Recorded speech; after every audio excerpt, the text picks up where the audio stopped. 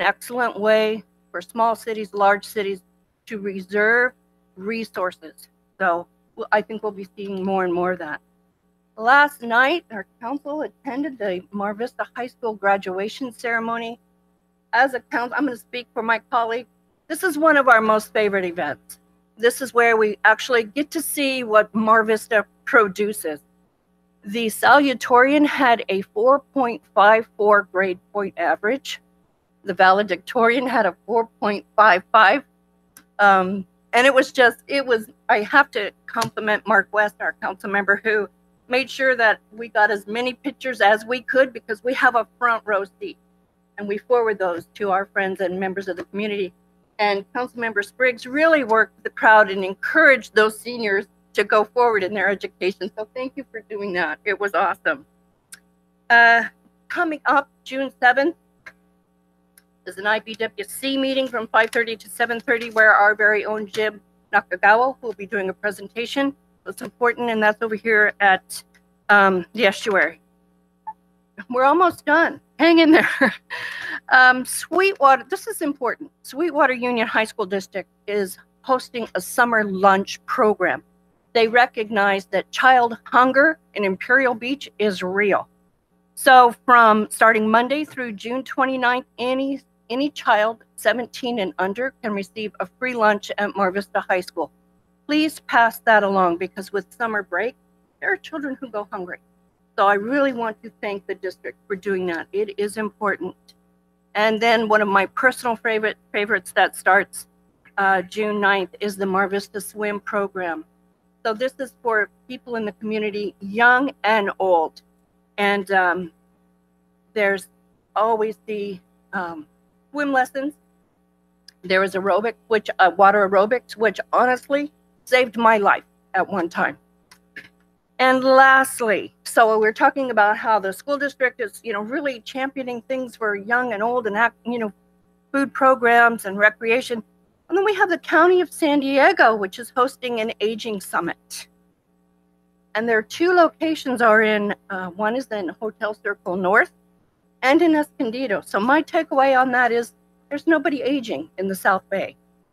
So I just wanted my colleagues to know that I would be writing a letter to the county encouraging them to hold these conferences in the South Bay as well, because I have news for them. Some of us are aging. We're doing it well, but we are aging. Thank you.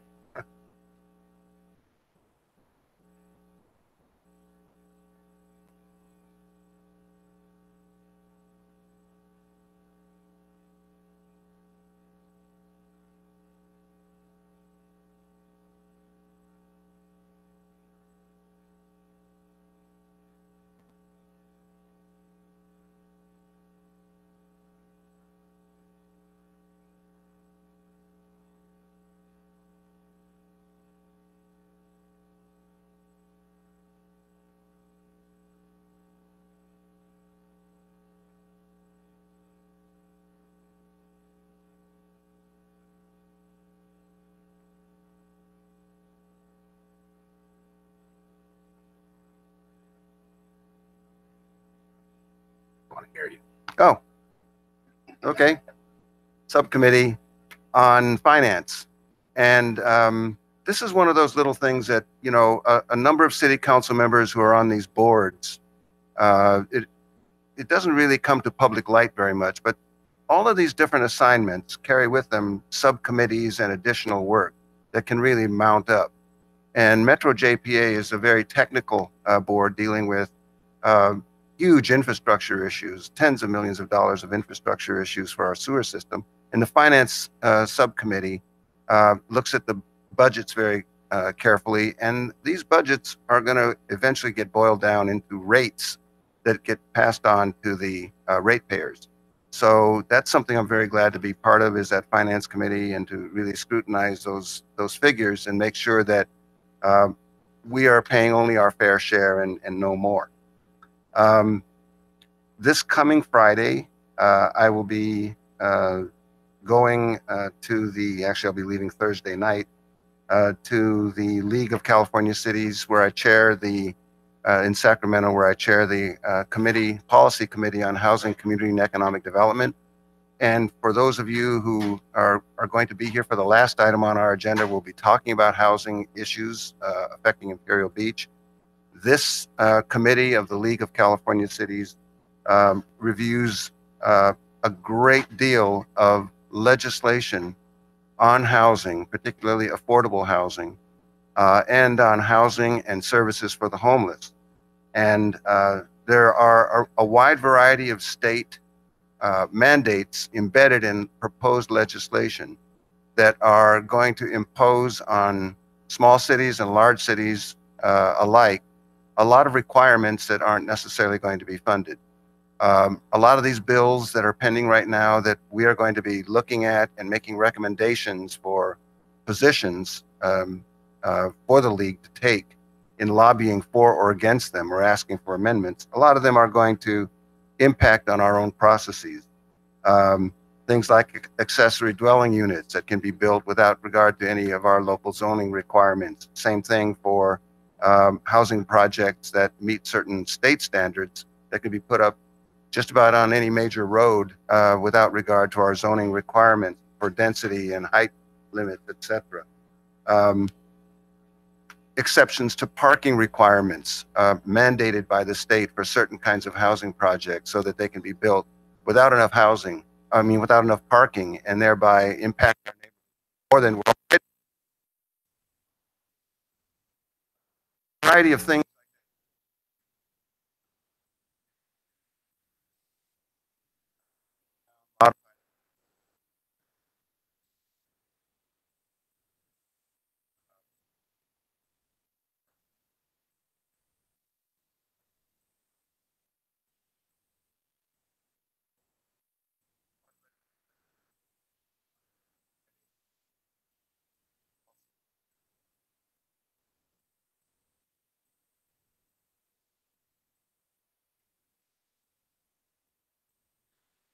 Brag, if there were any more days, like, yeah, that was a lot. No, I'm going to be short and sweet. So the VW show, the air-cooled show last few weeks ago was very nice. The Memorial Day event, sponsored by the Fleet 289, and we have Don Kelly in the audience who was there and a big part of that. Thank you very much. And the Fleet Reserve down by the beach, they actually, when the event was over, they fed about 200 people lunch for free, and I thought that was very nice. Thank you, and thank the whole crew. Thank you. When I went back for seconds, they said leave. I'm just joking. Yeah, thirds. Yeah, right. So thank you. This weekend there's a cornhole tournament, and if you're not sure what a cornhole is, and I didn't know what it was, it's that game where you toss a beanbag into a hole. Have you seen that? It's a soft version of horseshoes, and that's going to be off Dahlia Street on the beach. Adults are going to be doing it on Saturday, and then a free event for kids on Sunday. So come on down and check it out.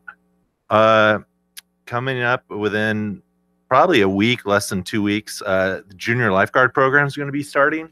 You're going to see over 100 kids, and most of them ride their bikes or skateboards to the beach, and they converge on the beach around 9 o'clock in the morning, 8:39. They have yellow shirts on, and they come from everywhere. So please drive carefully and watch out for the kids in the yellow shirts. And that's it. Thank you. Mr. West. So since I'm doing the airport update today, I will skip most of the San Diego, giving the update on our San Diego County Regional Airport Authority, and I'll do it all in my brief for everybody to try to make this quicker. On May 18th, the mayor and I attended the 10th annual Harvey Milk Diversity Breakfast. It was a great event. Lots of people from all over San Diego County was in attendance, and it was really a heartwarming event that I think it was very exceptional. On May 19th, we had our second annual 2018 Clean Cities Initiative. We had 80 volunteers come out and remove 227 pounds of trash before it got to the beach and 47 pounds of recycling. And Miss Bragg, I think you'll like this. We were able to collect a 5-gallon drum full of cigarette butts before. I know that's been something we've talked about. So yeah, it was incredibly disgusting in many ways, but it was a whole 5-gallon bucket before it got to the beach. On May 25th, the mayor and I, we were actually a part to celebrate the 20-year anniversary of our Latter Rain ministry. Had a very lively event that was well attended, and we had a great time there. And on May 28th, before I went to the Memorial Day celebration, which was, Dawn, you guys nailed it, hit it out of the park again. I was part of the Truman National Security Project. We went and dropped roses, single roses, at each one of the headstones at Fort Rosecrans and in Miramar. So it was a great event. I was very happy to be a part of it. We had about 1,000 volunteers come out, and everyone was able to. It was great. On June 1st, I was happy to be a part of the South Bay Unified School District Champions. Great event. Lots of local legends got awards that night, and they were noticed for their community. And first of all, our very own Captain William Zedbick he was recognized, and he was so excited about receiving a district champion award. And then also the teachers lighthouse team from our very own Oneonta got an award for their participation. And lastly, Rhonda Smith from the Latter Rain Ministries also got an award too. So it was a great night at our library, a great event for all. And on June 2nd, I was happy to be a participant in the 76th annual Battle of Midway ceremony on the Midway. And it was almost overwhelming to me in many ways, because in 2004, when they started this event, there were 42 surviving members of the Battle of Midway in attendance. Now, in 2018, there were four members left. And one was 102, and he was about as spry as they come. So I had a great time talking with him. But it was really hard to see, all the greatest generation, they're hanging on. So, and then also on June 3rd, Pastor John, thank you for having us at the 70th anniversary of United Methodist Church. Another great event, and I was happy to be a part of it. June 5th, South County EDC. I'm a member of the South County EDC. I think we should be so proud of San Diego right now. We were awarded, the Transportation Department selects San Diego as the National Unmanned Aircraft System Testing Partner. We beat out New York, Los Angeles, Philadelphia, all those big cities, and we got it. We're doing some great things in Chula Vista and in San Diego, and I was like, come on down to IB. We got some stuff too. So, and they actually are doing on Friday at the South County EDC an aerospace OEA task force to actually look at ways that we can bring drone technology to our entire community. So it's a very, very cool thing. And that's it. Great. Thank you. Madam Clerk, do you have any speakers? I'm sorry. Madam Clerk, I think you have an announcement. Right. Mayor and City Council, it is my pleasure to introduce a new employee. His name is Ryan Pua. If you could please stand. He is a new administrative assistant in the City Clerk's Department. He is a recent graduate from San Diego State University with a degree in public administration, and he will begin his master's degree in public administration in August. So if you see him, please welcome him.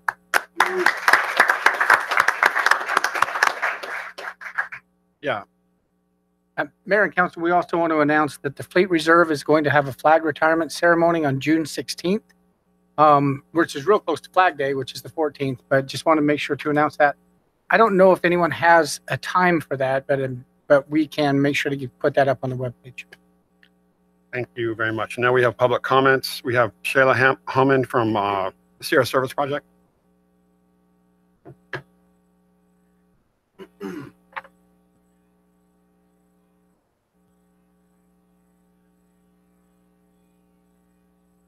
You.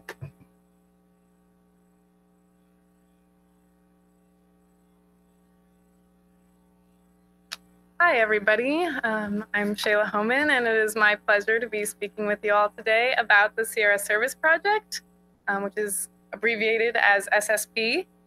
We are so excited to be coming to Imperial Beach this summer. We've worked in San Diego for the last 3 years, and this is our first year in Imperial Beach. And thanks to Pastor John, we did a project for a shed for the United Methodist Church food distribution program last summer, and he grabbed on and said, you need to be down here. And so here we are, and we're thrilled to be here.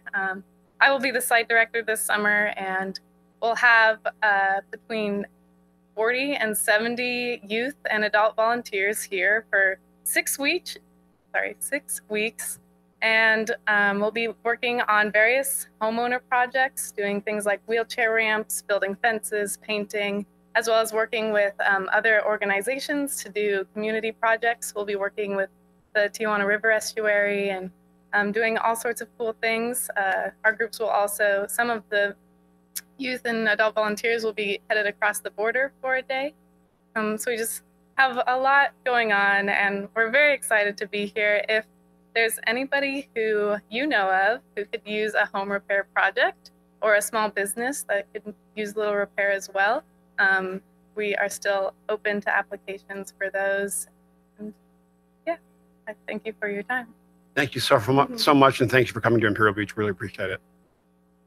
We have Ton Summers has a and the San Diego Air-Cooled Club has I think a presentation, a check to the Boys and Girls Club. Is that right? BWs and Boys and Girls Club. That's awesome. Thanks, Mr. Mayor. I'd like to use my 3 minutes to introduce my president of San Diego Air-Cooled and my clubmate who have some presentations. Mario Pena. Good evening. My name is Mario. I'm the president of the Volkswagen Club that had our car show a couple of weeks back on Seacoast, and we want to present the city with an appreciation plaque. Thank you so much. We'll do that for you. We also have a donation, $1,100 in check for the Boys and Girls Club from our sponsor.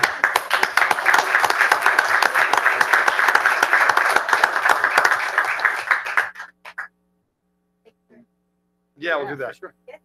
Anybody else think? For the face.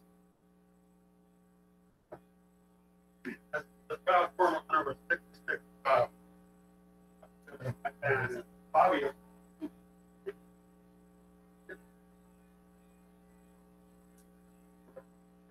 There we go.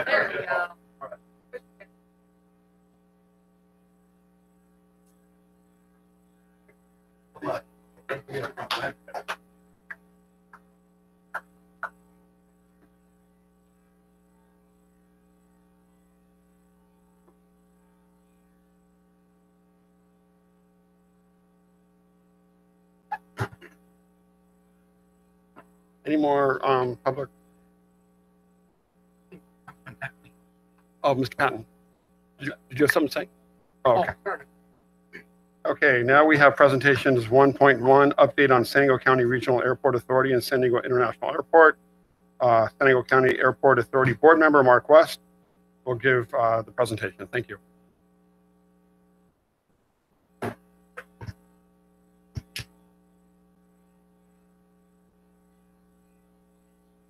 Thank you. Mayor, colleagues, I'll make this quick. As a representative to South County on the Airport Authority, I've tried to make it a point of mine to make sure that I go to each one of the cities in South County and give them an update of what's going on at the airport and what has been happening. So this is a great overview of all the things that are happening in our airport. So our San Diego passengers, and this is for everybody you can get an idea of what the airport is actually doing right now.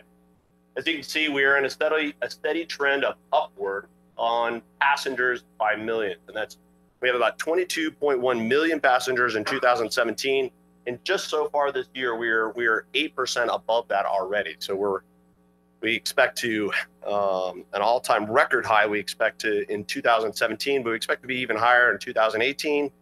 The number of airport operations, which include takeoffs and landings, grew by 6.2% in 2017. And it's an interesting, you think that San Diego is a tourism spot. Well, the breakdown between business travelers and tourists range is about equal. So some things that are happening. The Terminal 2 parking plaza, this is the before view, but the Terminal 2 parking plaza is done. So we wanted to make sure that parking provides a huge amount of revenue. In fact, it's your #1 source of revenue for the airport.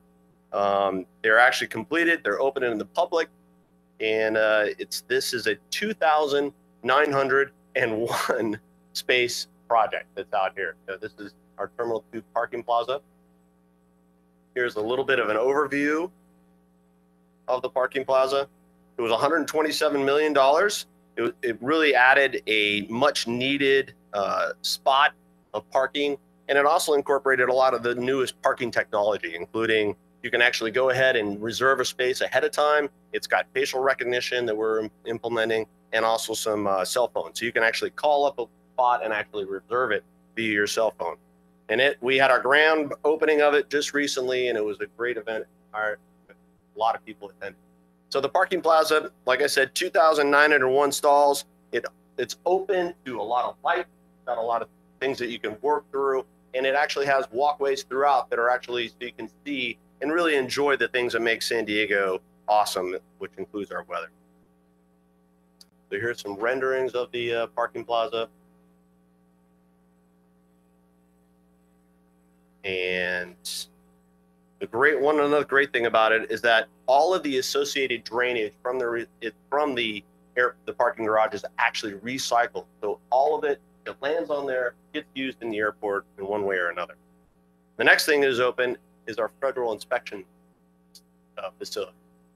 Our federal inspection, this is our major project that's been going on. It's scheduled to come online in the end of June. It's a $229 million federal inspection station. Percentage-wise, we have seen a growth at the airport in international travel, and that makes these FIS very important.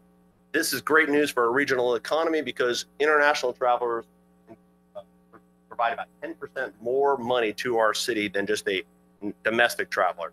So they're expected that this federal inspection just the opening of this will include an additional $30 million to our local economy. Is that why the Porsche is in the photo with the vintage Porsche?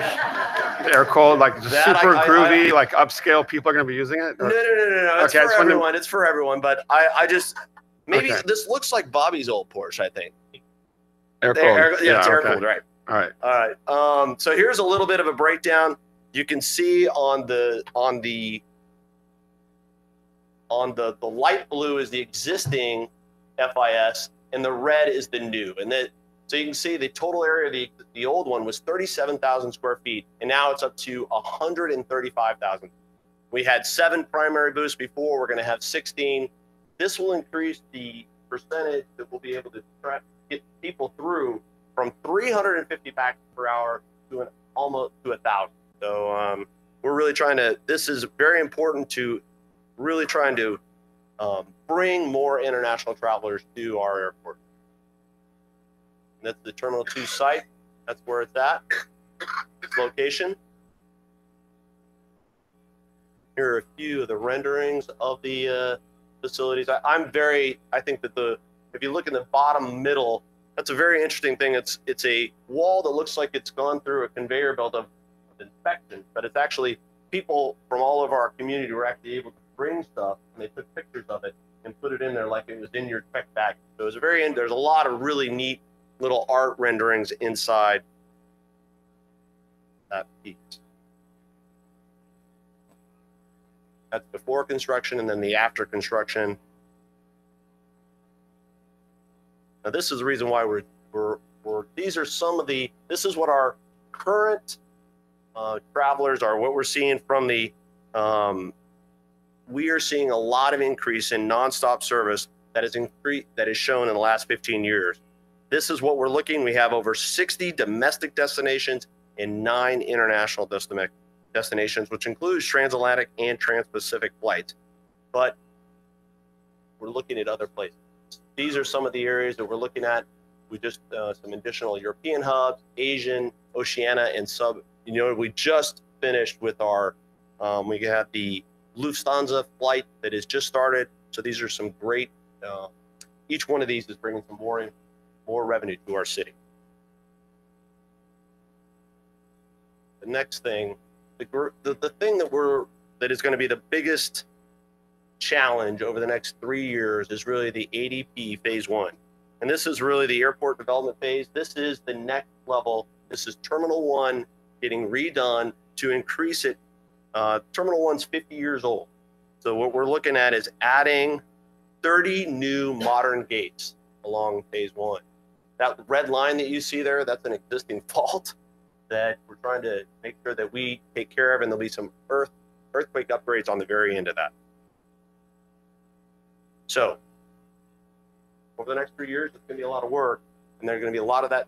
We expect to be shovel ready by the end of 2019, but that's going to be a impact on some of our travel. So just be aware that that's our next phase operation. So this is what we're looking at. That's it. Any questions? Thank you for that excellent presentation. Any questions, comment? Couple of questions. Sure. What considerations are being made for rideshare like Uber and Lyft? That's going to be so important, autonomous cars, and then additionally, Mark, if you do know, I know that at Sandag, there's a lot of talk of maybe getting a shuttle and how to get people who are using public transportation over to the airport without having to cross Pacific Highway. Yep. Councilmember Wright, great points.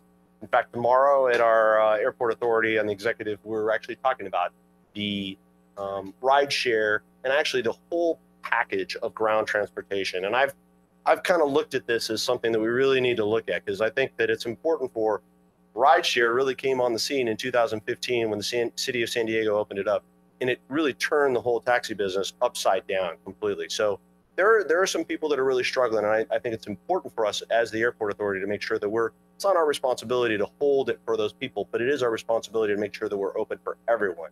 Rideshare is a big deal. People are using it. It's been highly successful, but it needs to be managed. And it's been a priority of mine to make sure that we manage that along with our taxis. I'm trying to make sure that they're all in the same, along with shuttles as well, that we look at it. And I'm actually going to be proposing tomorrow that we actually do an ad hoc committee that does all of ground transportation, looks at it from a climate change action, from a workers action, and from how it is impacting. As far as your second question, as far as there is a piece of property on that little airport authority that has been identified as a ground transportation hub, and it's at the northwest corner.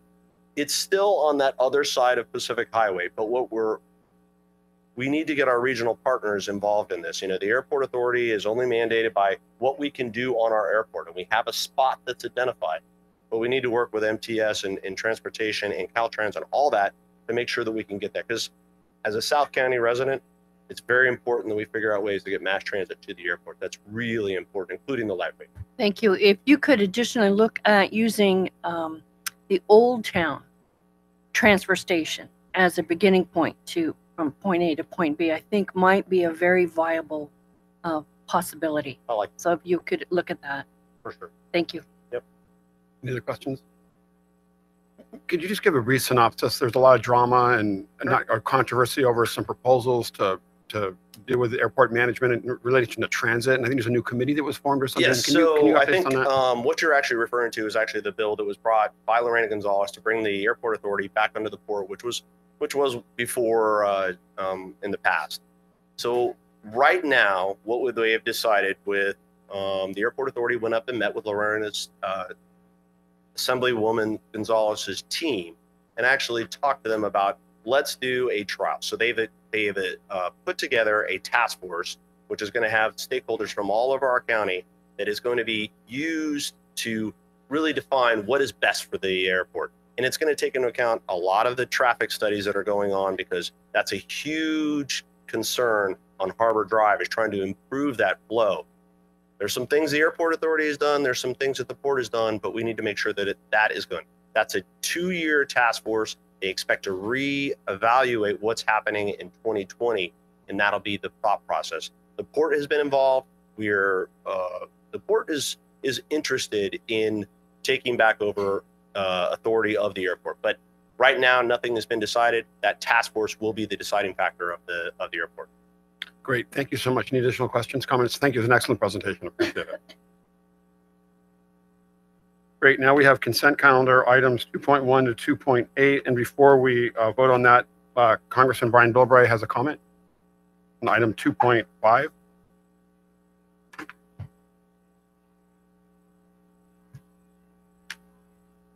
Thanks so much for being here. I appreciate it. Thank you. 1307 9th Street, Brian Bilbray. First, for the record, Triangle Park, you mean Bicentennial Park. As being one of I think I'm probably the only one alive that was there to build that.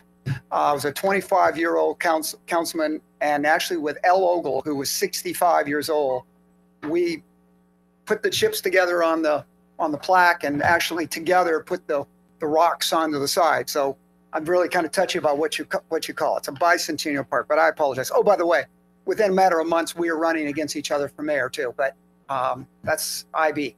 We got along fine. I'm here on an item about the San Onofre waste problem. And my first question, Mr. Chairman, is I'd like to know if San Clemente has done a proclamation, not about a potential health risk, but an existing health risk that's been around for almost half a century. Has San Clemente taken a position on our sewage problem?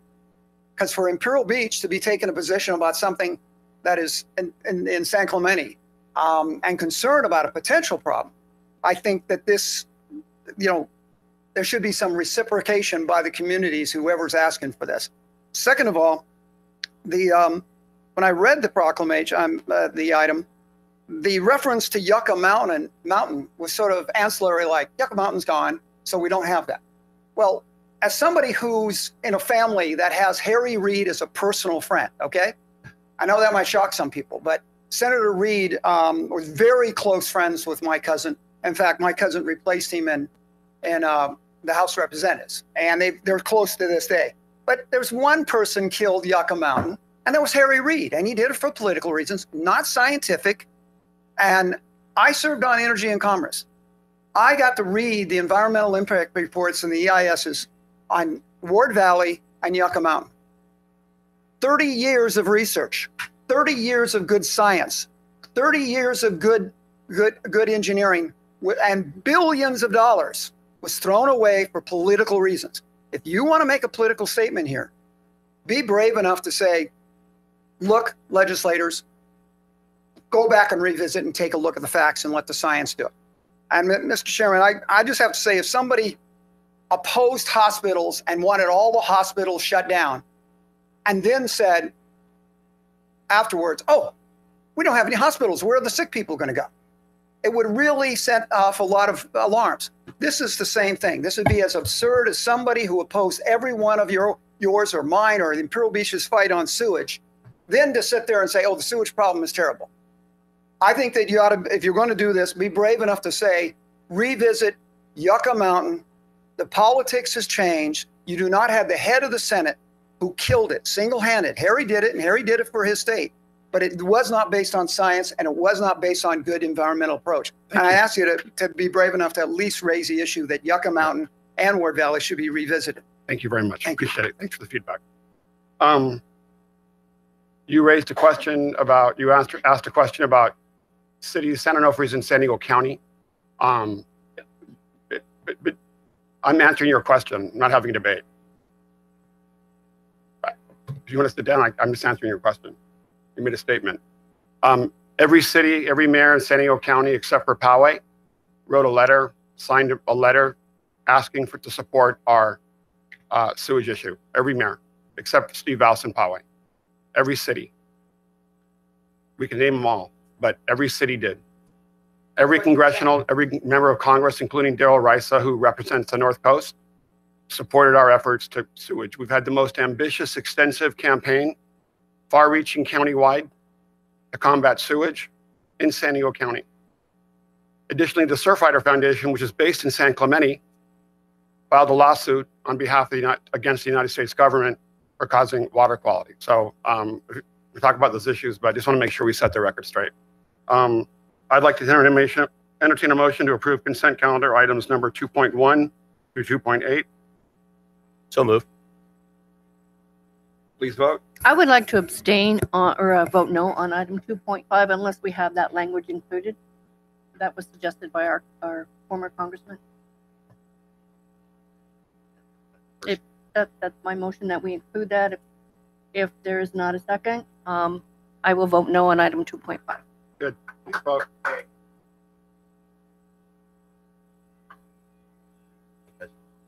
Sorry. Sure. Yeah. So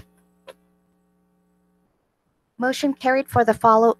Motion carried unanimously for the following items: 2.1 through 2.4, 2.6 through 2.7. With regard to item 2.5, motion carried by the following votes: ayes, Spriggs, Patton, West, Dedina, noes, Bragg. I'd just like to say that I'm very proud of our leadership of our city.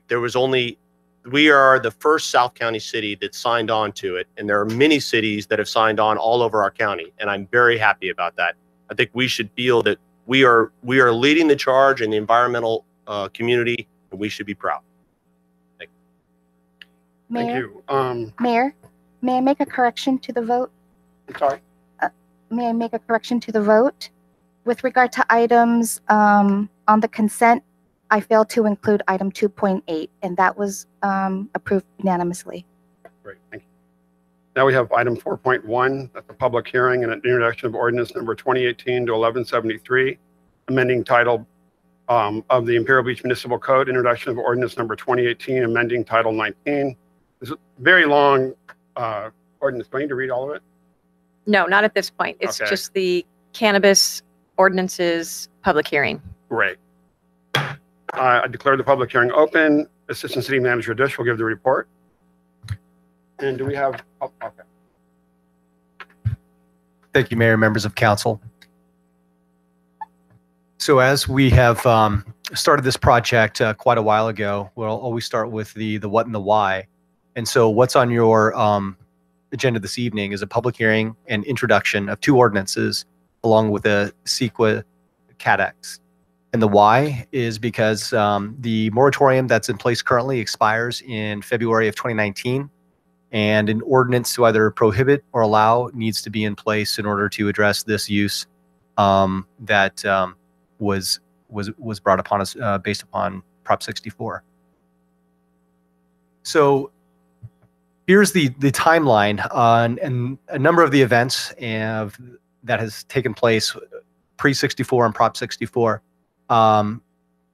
Pre-64, again, Prop 64 was the legislation that was approved last November that had allowed for recreational marijuana. Prior to that, medical marijuana was allowed, and the city of Imperial Beach does have regulations in place that address that. Shortly after Prop 64, the city evoked a moratorium and then formed an ad hoc committee comprised of Mayor Pro Tem West and Councilmember Bragg. And here's just sort of a chronology of the various events in terms of various ordinance reviews, outreach meetings, chamber meetings, BID meetings, interviews with cities in states that have had recreational marijuana in place for a number of years, site visits to locations within San Diego County to take a look at it and to become informed.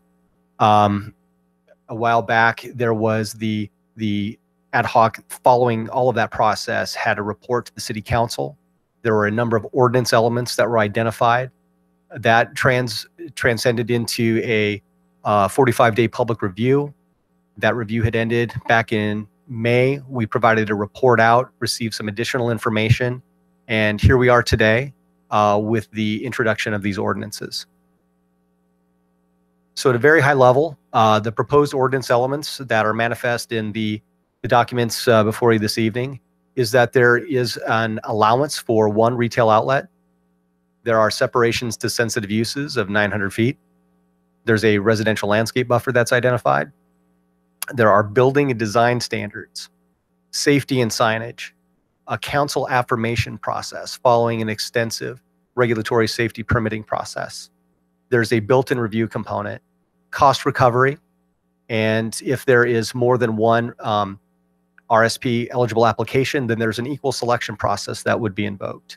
There's also a provision that would consider after a year at the city council's discretion another outlet. I did want to go into just a little bit of detail that identifies the multi-step application process that's embedded within the ordinance, because it really speaks to the work that not only the ad hoc members had done, but also the entire city council and the public for that matter, utilizing best practices and looking to see what worked in other areas and really coming up with a methodology that fit Imperial. So that multi-step application process that is identifies a number of elements such as funding,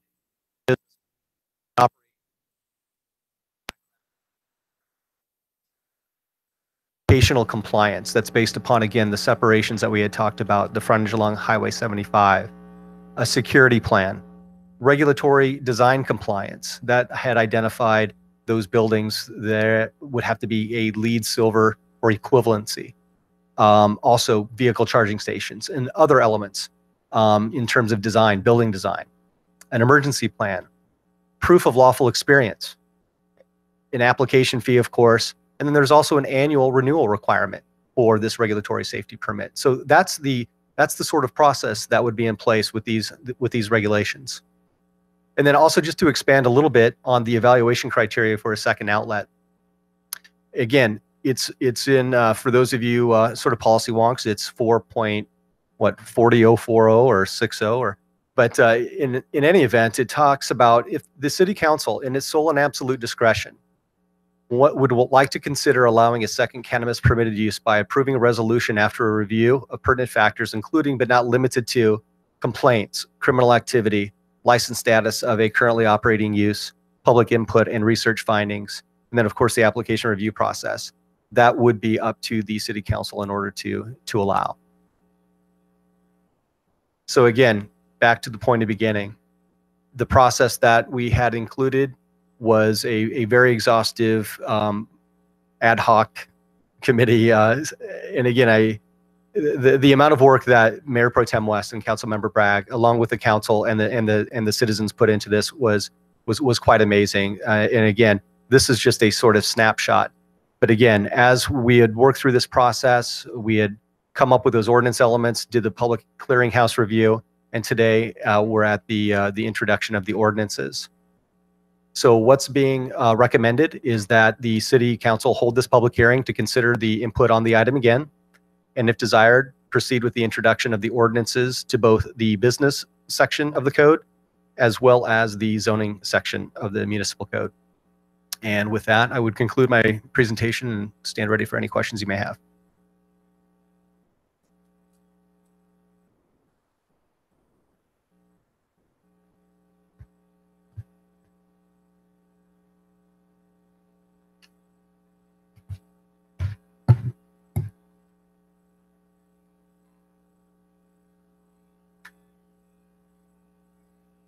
Good evening, Council. Thank you very much for having me. Tracy Rivera, 1239 Palm Avenue. I'm sorry? Sure. 1239 Palm Avenue. First, I want to start out by thanking everyone for the hard work that you've put into these regulations and everything that has gone into it. I know it's been a long process and everybody's had a big part of this. I'd like to continue to give my support for access to marijuana or cannabis in Imperial Beach within our community. I think it's what the community has asked for, and so I continue to give my support for that. In regards to the regulations, I would like to bring up a couple items that I would like to give my opinion on. One, I would like to see the 600 feet over the 900, 800 feet that is currently in there, and also ask regarding the taxation. I didn't see any taxation in there, and what the reason behind that was. I think the city should benefit from the taxation of the cannabis sales, and so I'd like to see that as well. I think we could benefit from that. I still would like to see two dispensaries. I know that's been an issue, but I think that only having one opens the city up for problems, lawsuits and different things. And I did see in your insurance regulations that you are requesting that the business provide insurance on a claims made basis for liability. And the way it's worded, it says that you will allow, or that the policy would cover them and cover the city for things that are being made now, and meaning claims made basis, meaning the decisions that you're making now, even though the claim is being made after the fact, after they open, that you're being provided the coverage with that. In my 30 years of insurance experience, I do not know of such policy, and I believe that that could cause a problem. with your regulations. And so I just ask that you take a look at that. Thank you again for your time, and good luck. Thank you so much for your feedback. Yep. Now we have John Kramer.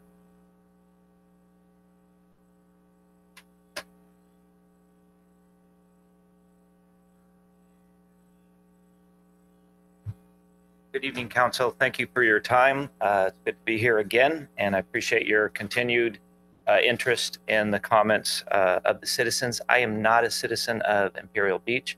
I am here at the request of one of your citizens who I've been helping. I do consulting work for family businesses and real estate owners. Lately, those that have been looking into the cannabis space. I'm here on behalf of Greg Neal, who's a long-term citizen of the town. He's been a resident here for 67 years. Wanted me to point out that his family built the property that he would like to have considered many years ago. His father and uncle were in law enforcement. His uncle, Harlan Stiggy, was the first detective, and his brother-in-law recently retired as a sheriff department detective. Greg's worked and later managed at the Veterans and Legal Assistance Clinic. He's very concerned and supportive of the cannabis initiative, not the initiative, but the cannabis being allowed here in the city of Imperial Beach. He wants to make sure that it benefits local real estate owners. He'd like to have the CMU2 area considered, and he would like to have a slightly shorter setback, and points out that the state limit is at 600 feet, and many other cities monitor that or utilize the same distance setback. He had asked me to reprint and deliver a letter that he presented to you back in April. And he just had a few points that he wanted just to point out, that he feels that the single outlet will create a virtual monopoly that will likely lead to higher prices, resulting in an increase in black market sales. And the whole purpose of legalization is to reduce and eventually eliminate black market sales in California. Having just one retail cannabis store will reduce the number of jobs that would otherwise be created, and benefit Imperial Beach would be greater if 2 stores were allowed to open. It would also benefit higher real estate values in that more people applying from a broader selection of properties will increase the values as lease rates, options, deposits are made, and potentially purchases of buildings. He also would like to see more tax revenue by having more than one location. And he feels that by limiting it to Highway 75 does not benefit the businesses, many of them family owned, many of them long-term local residents who are on the west side. And he felt that by putting it out on the highway, some of that traffic, some of that benefit is going to large, national retailers. And he did want to see something happening on the west side. So appreciate your time, appreciate your continued work on this. I've been in front of many city councils, and the work you're doing is exemplary. The ad hoc committee, the leadership of the mayor, and I really appreciate your time. Thank you. Thank you so much. Appreciate it. Now we have Kathleen Lippett from Poway. Kathleen, be here.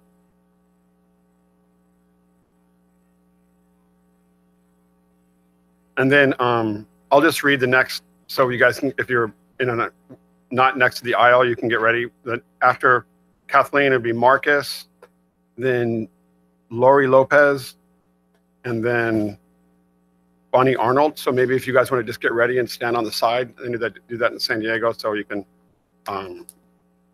just move everybody through. Thank you, Kathleen. Hi.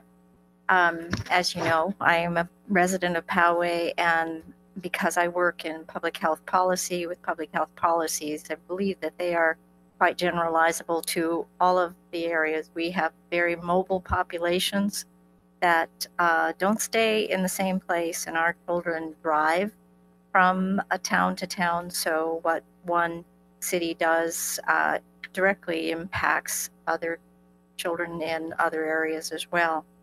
I know the residents and voters who voted for Prop 64 were hopeful and were led to believe that it would resolve a lot of the issues that were impacting the use of marijuana, the sale, the transportation, the growing, etc. However, those hopes and promises have not been realized. The users and consumers have expected that the state was going to, through their regulations, they were going to make sure that the products were safe and free of pesticides and chemicals, etc. But that has not been shown to be the case. They've been given another extension. They were given a 6-month extension on edibles, and that may be contaminated. 99% of them in the random research that has been done has been found to be contaminated with poisons and fungus and molds. Less than 1% of the grow sites turned out have been given permits, and there are over 63,000 in Northern California alone. The black market has not only not gone away, it apparently thrives under regulations, and the taxes have not materialized because it turns out the costs turn out to be more than the taxes. Moreover, when the taxes are passed, as soon as the industry lobbyists are successful in putting a tax into an ordinance, they feel that it will be much more successful in getting passed. But then as soon as it passes, they try to reduce the taxes. And that's what they've done in the state. They're already advocating to reduce those taxes.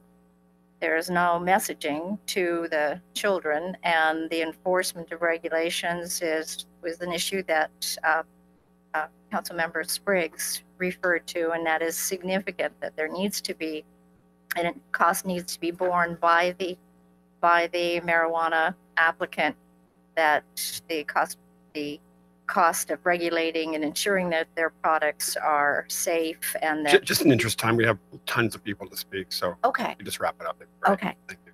So that's essentially what I had to say. Thank you so much. We That's appreciate your okay. input. Thank you. Marcus Boyd. Thank you. Hi, Marcus Boyd, 1237 Palm Avenue, business owner and resident. I thank you, Mr. Mayor, Council, and City staff for working on this. It's been obviously a long road to get here.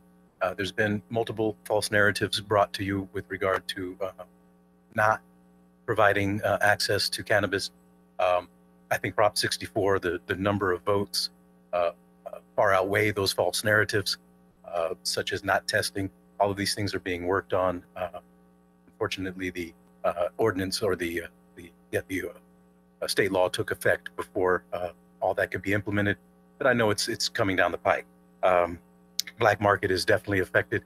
I am very well aware that it is affected. There is one issue that I would like to address with regard to the proposed ordinance, and that is the indemnification clause.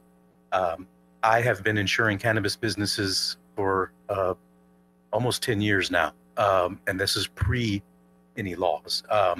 I have read all the policies. I provide the certificates of insurance for not only businesses in California, but also Colorado, Arizona, Pennsylvania, now New Jersey as well. I am concerned that the indemnification clause may border on a poison pill, in that it specifically states that that it should indemnify the city in any way related to the process used by the city in making its decision. So this decision today, or the decision in granting access to a location, a new location would have to indemnify the city for any losses regarding that decision.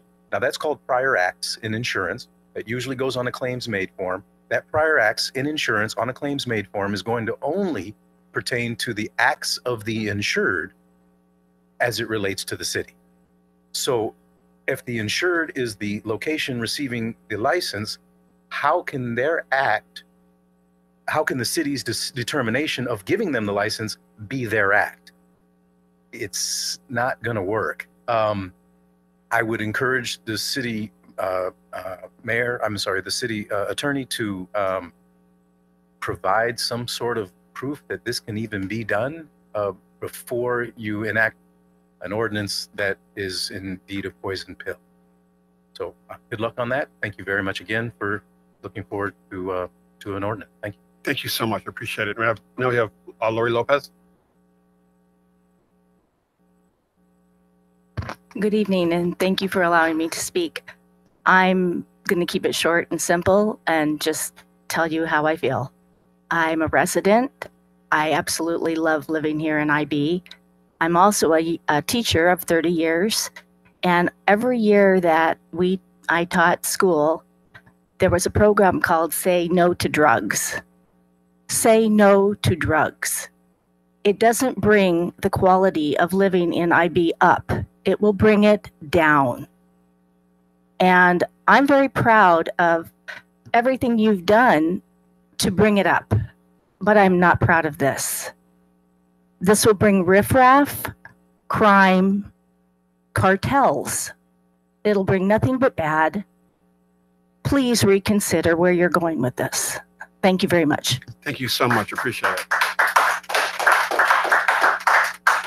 We have Bonnie Arnold. After Bonnie, we have Darnisha Hunter, Hi, my name is Barbara Bonnie. Gordon, Oh, sorry. and Carol Green. Thank you so Hi, much for coming. Bonnie Arnold. Hi. So I want to state that I'm against this. Number one is the concern, the message I believe it sends to our children that adults are condoning this. Recreational marijuana. I don't see how it's good for our city's image. And I agree with everything the lady just said. I was brought up with say no to drugs. So what happened to that? And being brought up in the 60s and 70s in Imperial Beach. You all, Brian, somebody knows what it was like. Why would we want to go back there? I succeed the rest of my time to Darnisha. Thank you. Thank you. Darnisha, did you really need more than 3 minutes? Probably not. Okay. All right. If I do, though, you'll leave it hanging out there for me, right? Good evening, everyone. My name is Darnisha Hunter. I am a resident of Imperial Beach. I live at 1486 14th Street. I know a lot of work has gone into this matter. I know it's been contentious in the community, even on the dais. People had different feelings about it. I don't agree with it, but as a person that works in government, when the people say they want something, your job is to figure out how to make it happen. Okay, so I'm not here to tell you not to do it because I know you have to do it. What I would like to share with you is that on March 17th, I held a forum at Latter Rain Ministries, and we had about 15 people come out in the pouring rain to talk about this issue. And the conversation was about not whether or not they want it, but how they would like to see it impact their community, whether they were for it or against it. What would that look like to you? And I'd like to share that with you. Again, this is their statement. Some of this has already been covered by the dais and the community. Requesting a medical and recreational cannabis dispensary. They only want one. No cultivation of cannabis in Imperial Beach.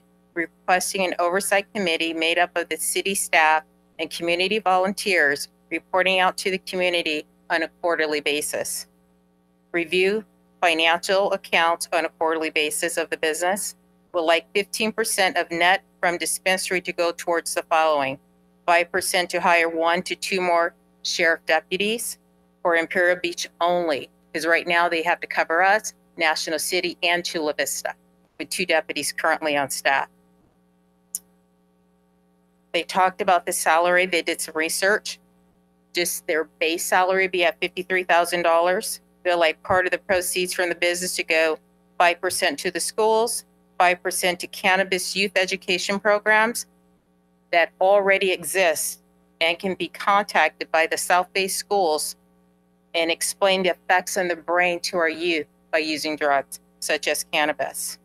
Sales tax to go to the city of Imperial Beach. Enforcement. 3 verifiable complaints or a code violation that requires heavy enforcement measures. We talked about code violations, but you guys didn't tell us what that looked like. Want testing of the drug sold locally. If delivering service for those unable to come pick up their medication, they would like to have it done through registration, only Imperial Beach residents, no outside customers. Background checks on all drivers must register with the San Diego County Sheriff Department and the City of Imperial Beach.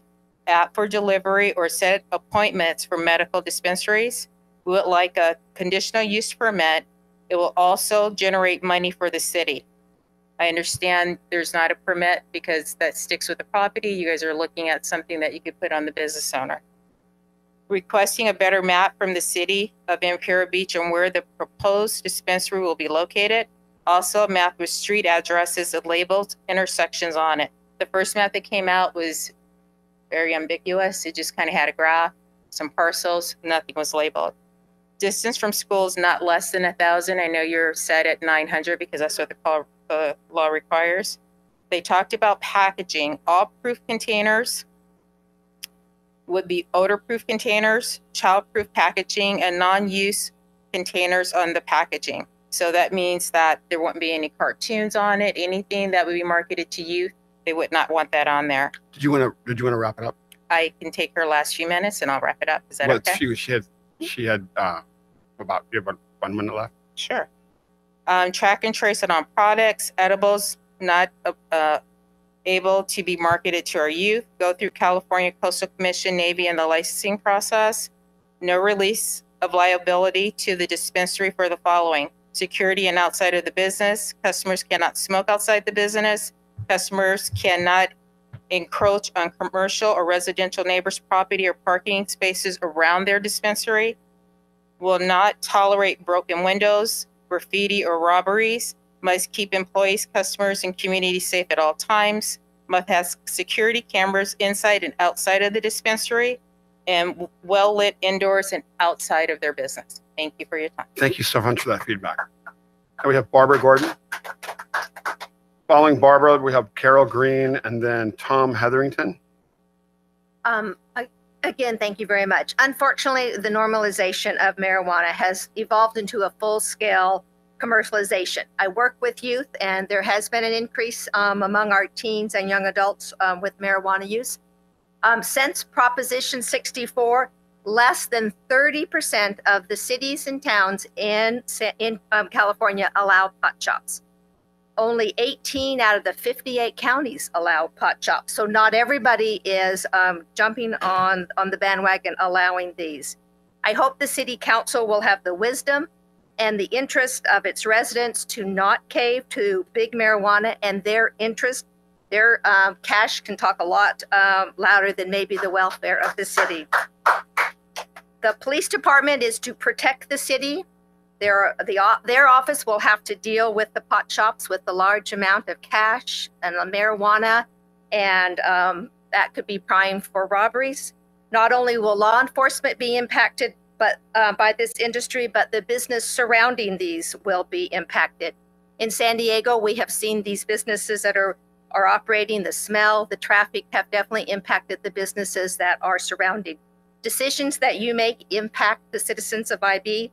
The city must put the health and safety of its residents above the smoke and mirrors of big marijuana. Please do it for the residents and also to have a good economy. And you're a resident of San Diego, is that correct? Thank you so much. Now we have Carol Green. Hi, my name's Carol Green. I'm a resident of Chula Vista, and I'd just like to make a point. My husband and I come to Imperial Beach every single weekend. I was here for the VW show, brought back many nostalgic memories. And we come here a lot. And the reason I want to share that with you is because it's just as though you care about the pollution that starts in San Clemente and comes all the way down to Imperial Beach.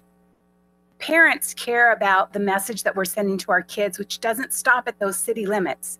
And you know, I'm personally don't use marijuana, but I'm not against decriminalizing it, and certainly I don't want people to be put in jail for it.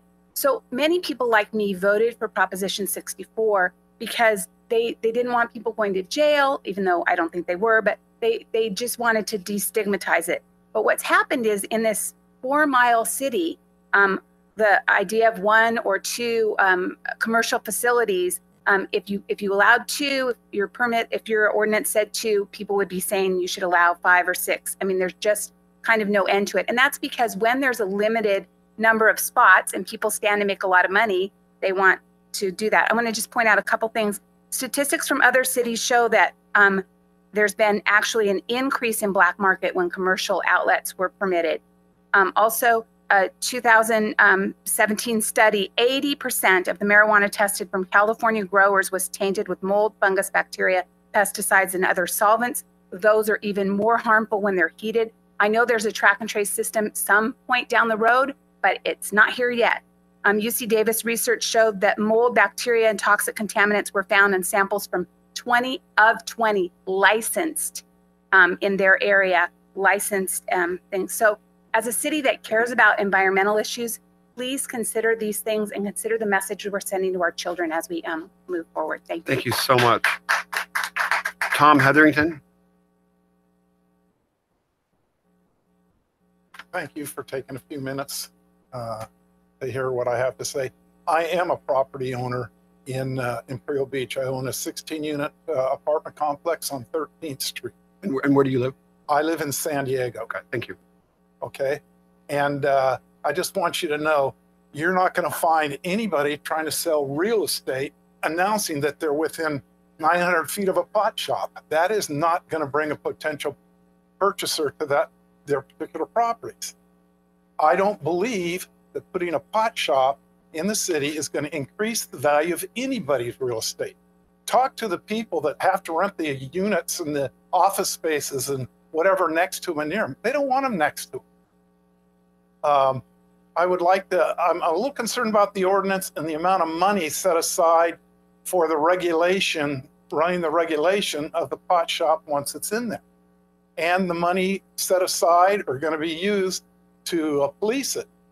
I know Spring Valley is a perfect example. They have no regulations right now, and the sheriff's department is overburdened trying to deal and close down these pot shops. And so I'm concerned about the cost of the regulations and the police enforcement. I have a thing here from the ex-sheriff, what's her name? Shelley Zimmerman. She was a past police chief of San Diego City. And in their findings, out of the 11 supposedly legal pot shops in San Diego, in the last 2.5 years, they've had over 272 radio calls in these legal dispensaries for burglaries, robberies, theft, assault, and shootings, just to name a few. 5 armed and strong-armed robberies of delivery services, including those from legal dispensaries. So there is a real issue of policing this thing, this pot shop. And I'm concerned about that. And I am an investor. I have real estate property in Spring Valley, and I live in San Diego, and I have a property down here. And I've owned the property here since 2000. So I've been here 18 years, and in the last 10 years, I've seen a lot of improvements the city has done to make it a nicer place to live. And I would like to see that continue. And I don't think putting a pot shop in is going to help the city itself. Thank you. Thank you so much for coming. Matt Dixon.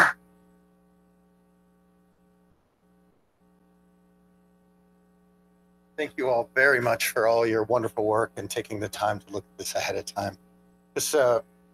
As you know, I'm Dr. Dixon of South Bay Urgent Care. Some of the medical things that I want you to be aware of that maybe you're not. What we're seeing a lot of is there's a syndrome called hyperemesis from cannabis. So as we see more and more people ingesting, smoking marijuana on a more habitual basis, one of the things they use it medically is to stop people from vomiting. But when you use it habitually, now you start vomiting. And now we have people coming into our emergency department, into our clinic, because they're smoking too much marijuana, vomiting, vomiting, vomiting.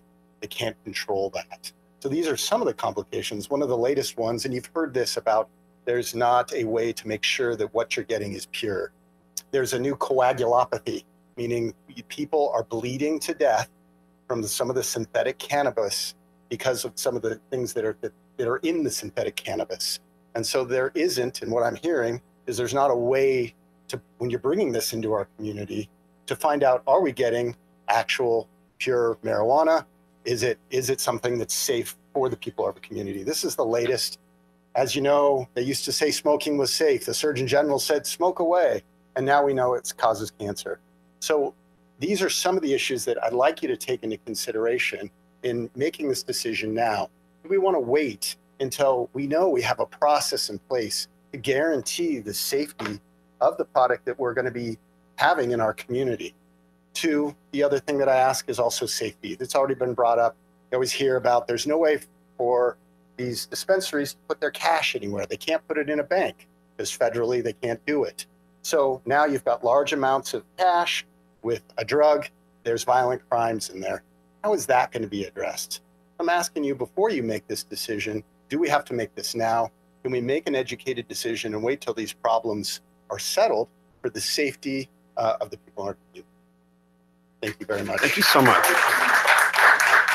We have the next speakers are Dante Pamintuan, Mark Williams, and then John Becker.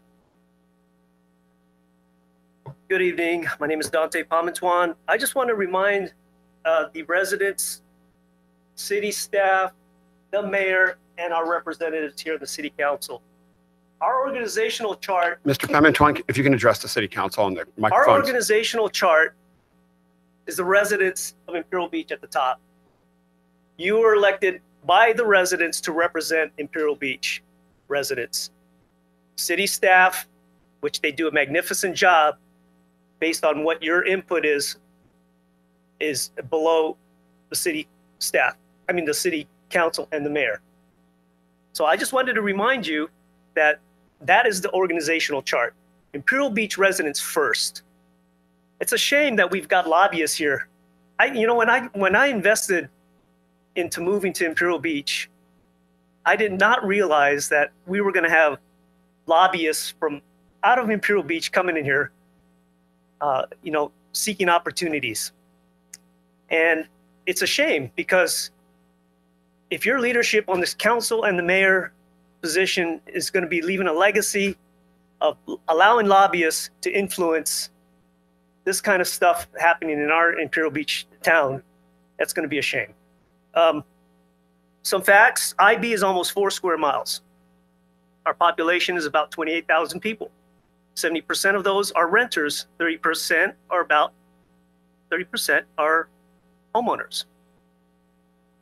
The point about real estate value, that's true. I'm a realtor. Before I became a realtor, I was doing credit card processing for 10 years. This is why the federal banking system does not allow marijuana and the legalization of marijuana because they cannot track the money. And all cash business is dangerous. It's expensive. It does not allow for truthful accounting of funds and monies. So please don't be blinded by the bling bling. There's not going to be a lot of money generated here. I'm going to tell you. Dazzle them with brilliance. This is what you've probably heard in the military. I've heard this in the Marine Corps. People will dazzle you with brilliance and they'll baffle you with bull poop. Okay? My neighbors and I oppose this ordinance in its current form. It still needs a lot of work. Retail opportunist dispensary, no. Visitors, tourists, yes. That's what IB's about. Visitors, welcoming our visitors. IB residents first, IB youth, yes. Thank you. Thank you. And we have Mark Williams. After Mark, we have John Becker, Judy Strong, and then Baron Partlow. Good evening. I want to follow along with my notes if you don't mind, so I don't blow it up. I did some research on public safety about this, and basically I said I'm going to start looking at the newspaper headlines. NBC, ABC, the real results. And, it's kind of like, yeah, crime rates up in Denver, Colorado, 3.4%, why it's down clear across the country. And this is out of the Denver Post on July 11th of last year. And I see that and I'm thinking, wow, that's their own paper. Okay, and then I take a look at World News Report, and they talk about, you know, the doomsday didn't come true, but then it comes back to the smell of burning marijuana and how everybody's affected by it in a negative way. I'm a property owner. I live at 374 8th Street in IB, and I'll tell you, I don't like it when there's a lot of smoking going on, other things. I have allergies to cigarette smoke and stuff like that. It's not a healthy thing. I put it in my lease agreements that you can't smoke on my properties. I don't want marijuana to be on the properties either. And you know, there's federal rules about that. So I'm kind of opposed to this. But then I come back and I'm looking at this, I'm going, well, maybe we ought to tweak the ordinance and say baked goods only. I'd be okay with that. I'm Sorry, can you repeat that to what? Have baked goods only. Okay. No grass. Have the actual brownies, if that's what you're going to do. That may stop some of these other problems that we're having. It's not going to reduce the cash and crime that we're going to have. So I'm going to look at some of these other problems, and I said, okay. So it seems that there's a lot of arguments about the health, and I can't argue with the doctor. I believe what he's saying is true.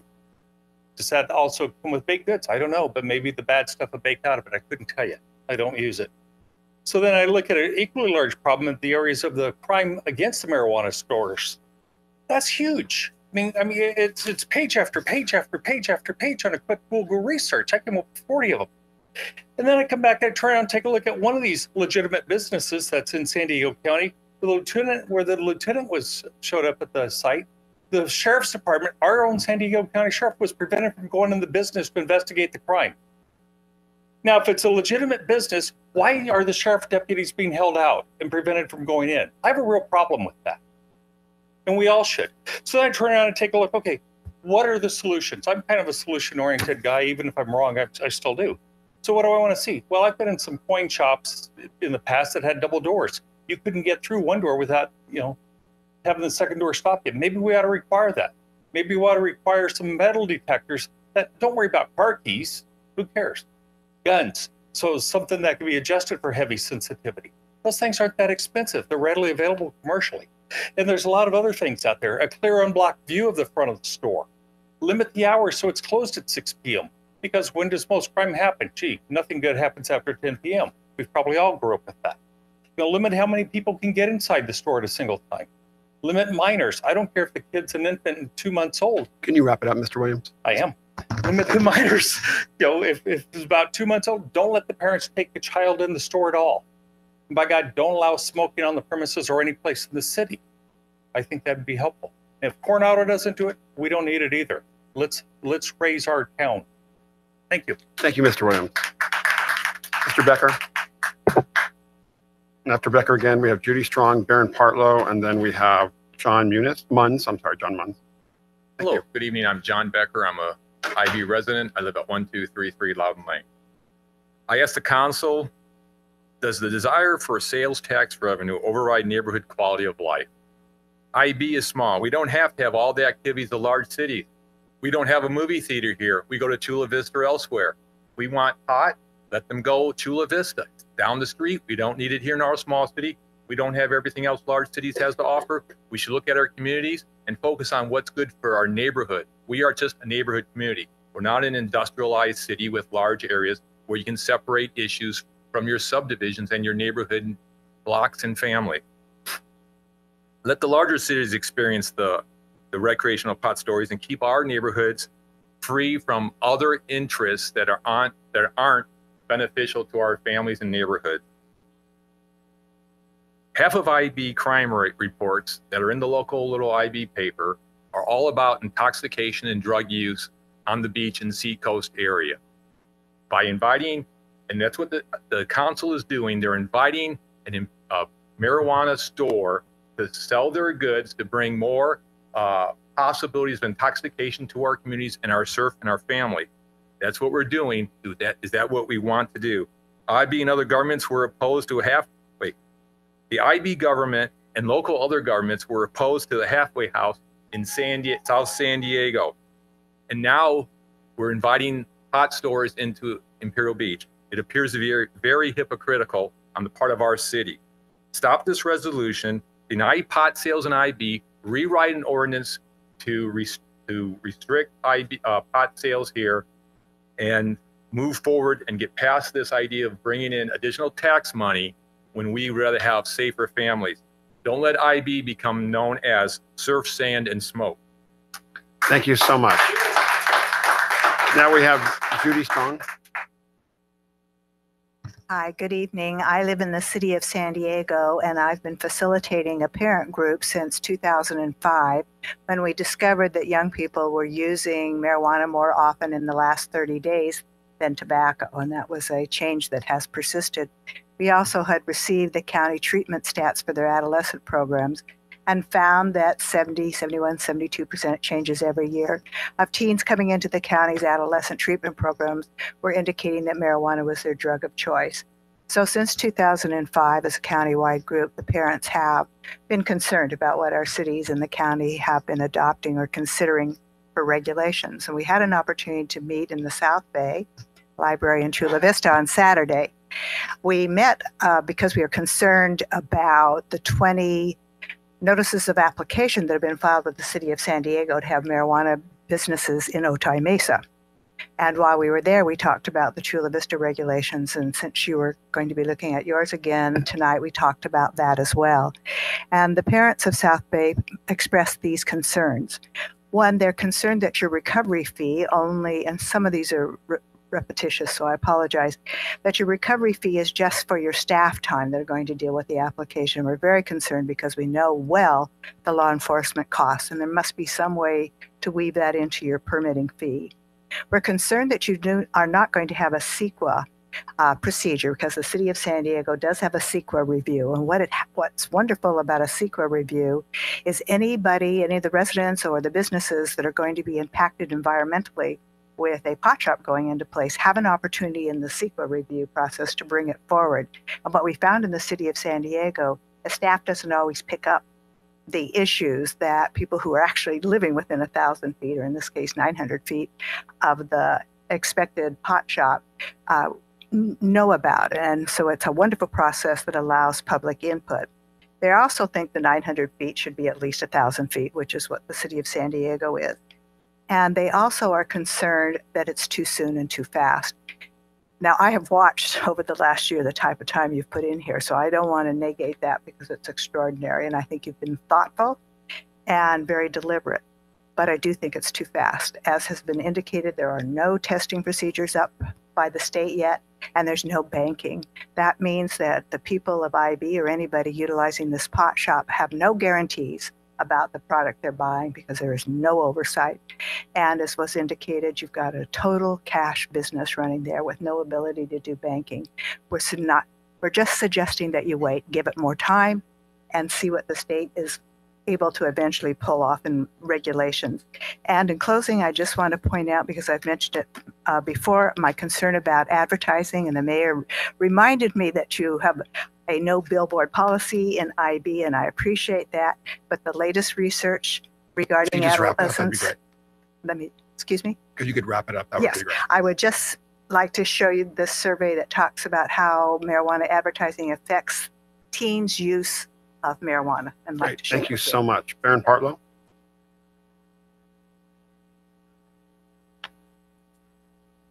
Mr. Mayor, staff.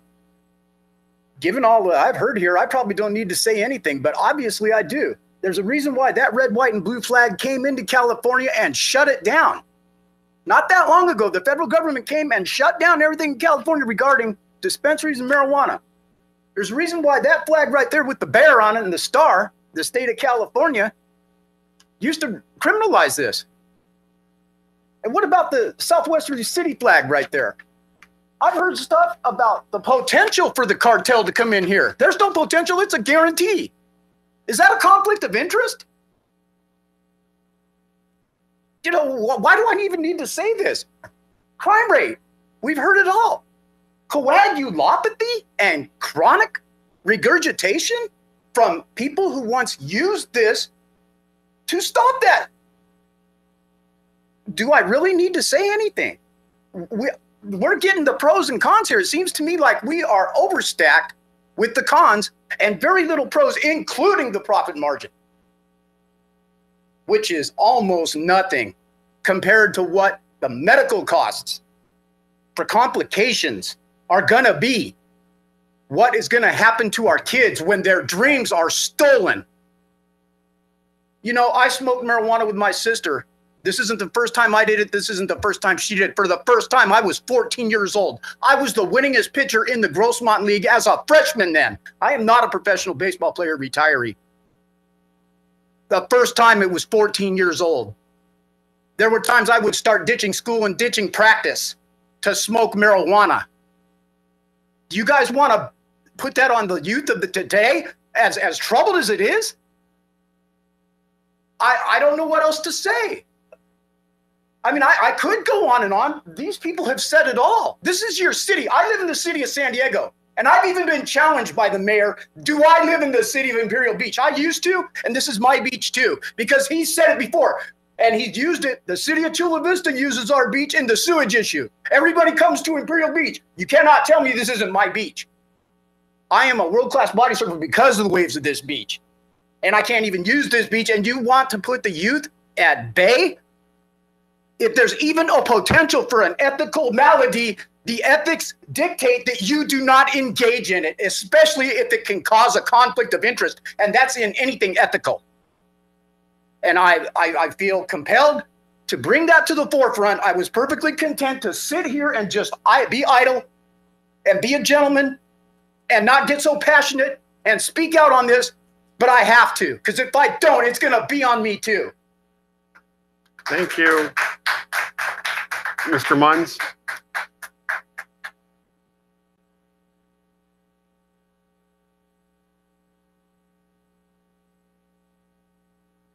Council.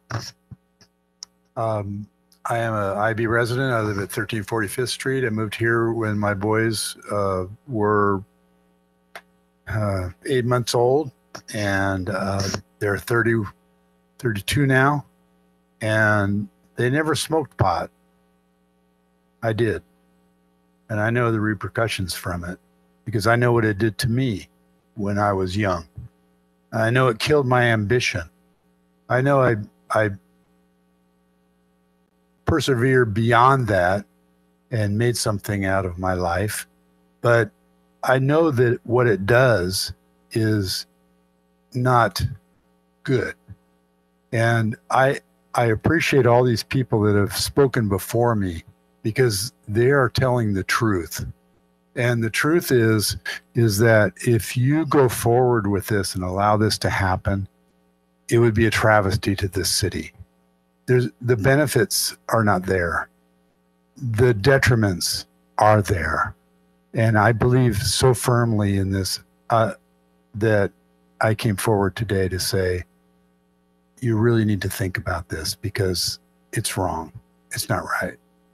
And I know there's a lot of controversy about, well, it started out with the medical part.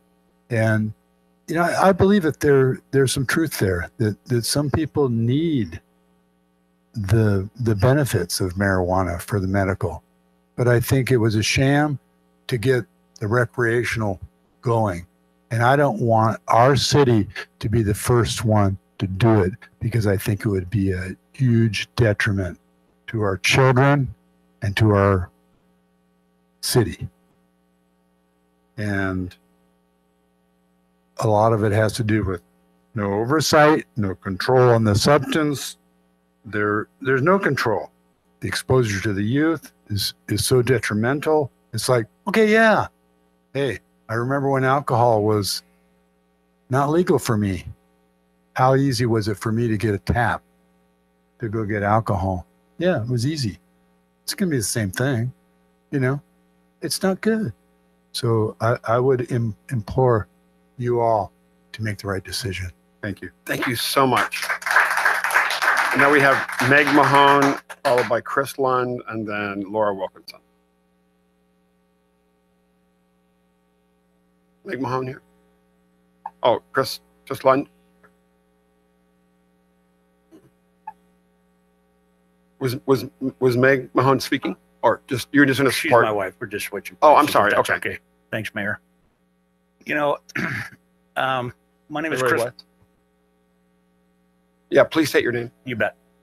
My name is Chris Lund. I live right up the street in the Cays. I own properties in Imperial Beach. We're looking at building in Imperial Beach.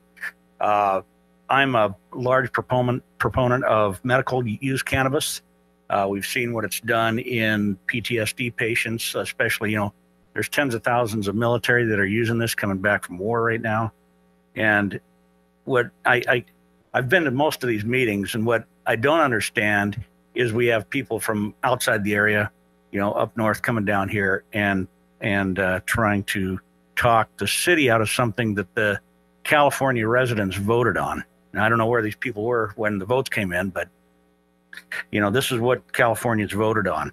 And how many liquor stores are in town and facilities serving liquor here? Like 48, 47. There's a large a use of alcohol here.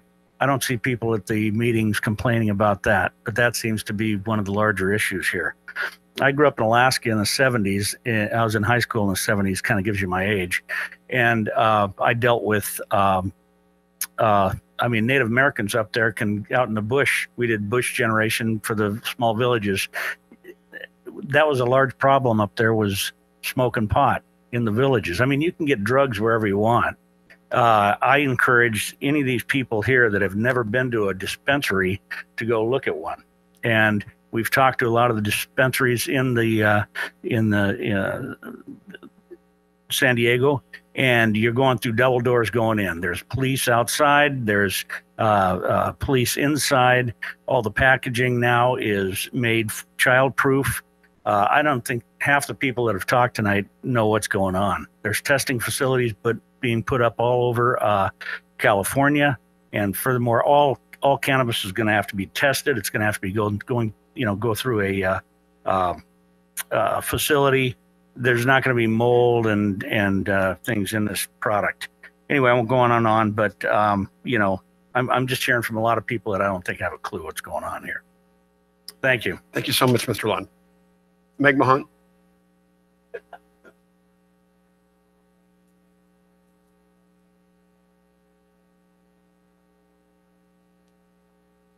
I think he was cheating off my paper. This is the second time I've spoken. Can you say for the record, just I'm sorry. for the record, please? My name is Meg Mahon. I am a Coronado resident, but I too own property in Imperial Beach, and we've invested in Imperial Beach in non-cannabis products. The last time I was here, though, I was accused of coming to Imperial Beach to make a lot of money. The truth is I made a lot of money, and then I came to Imperial Beach. But the one thing I have noticed at every one of these meetings, and maybe it's just the way this country has become, but there are multiple statements made with the indicia of authority. Yet I have not heard one citation, one authority, one reference to anything that is credible. It's a lot of Chicken Little, but there really haven't been any facts backed up by a credible authority. And I just would ask that you remember, as Chris said, that there's a lot of science out there. There's a lot of information. I immigrated to this country in 1960. I grew up in New York City. And I'm always fascinated by anti-Semitism, because the one thing I learned about that, and I'm not Jewish, but every time I've ever encountered it, I've always said to that individual, do you actually know anyone who's Jewish? And 9 out of 10 times the answer is no.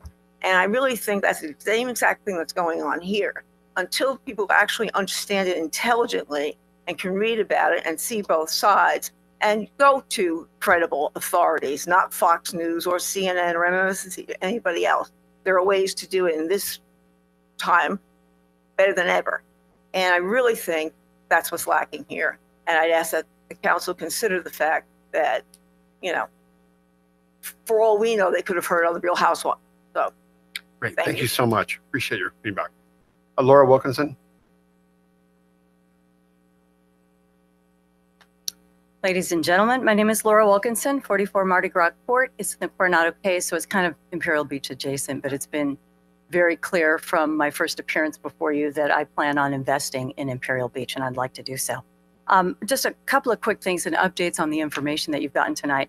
The state of California has 3 regulatory agencies that are well-staffed and overseeing the cannabis industry rollout right now. It's the Bureau of Cannabis Control, the CDFA, which is very tight for agriculture, and the California Department of Public Health.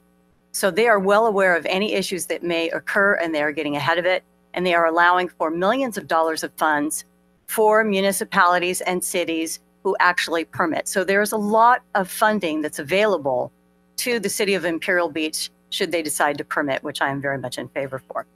Also in front of the Senate Appropriations Committee right now, there is a bill allowing veterans, physicians from the VA to recommend cannabis for PTSD and to recommend it in states where it is legal. So even the VA is very much getting on board with the medicinal properties here.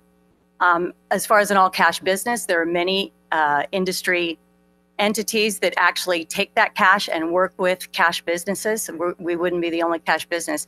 But also the state of California has in front of the state assembly right now, it's passed through the House, it's in front of the assembly, to establish a state bank that the California state would run specifically for cannabis. So they're addressing these problems.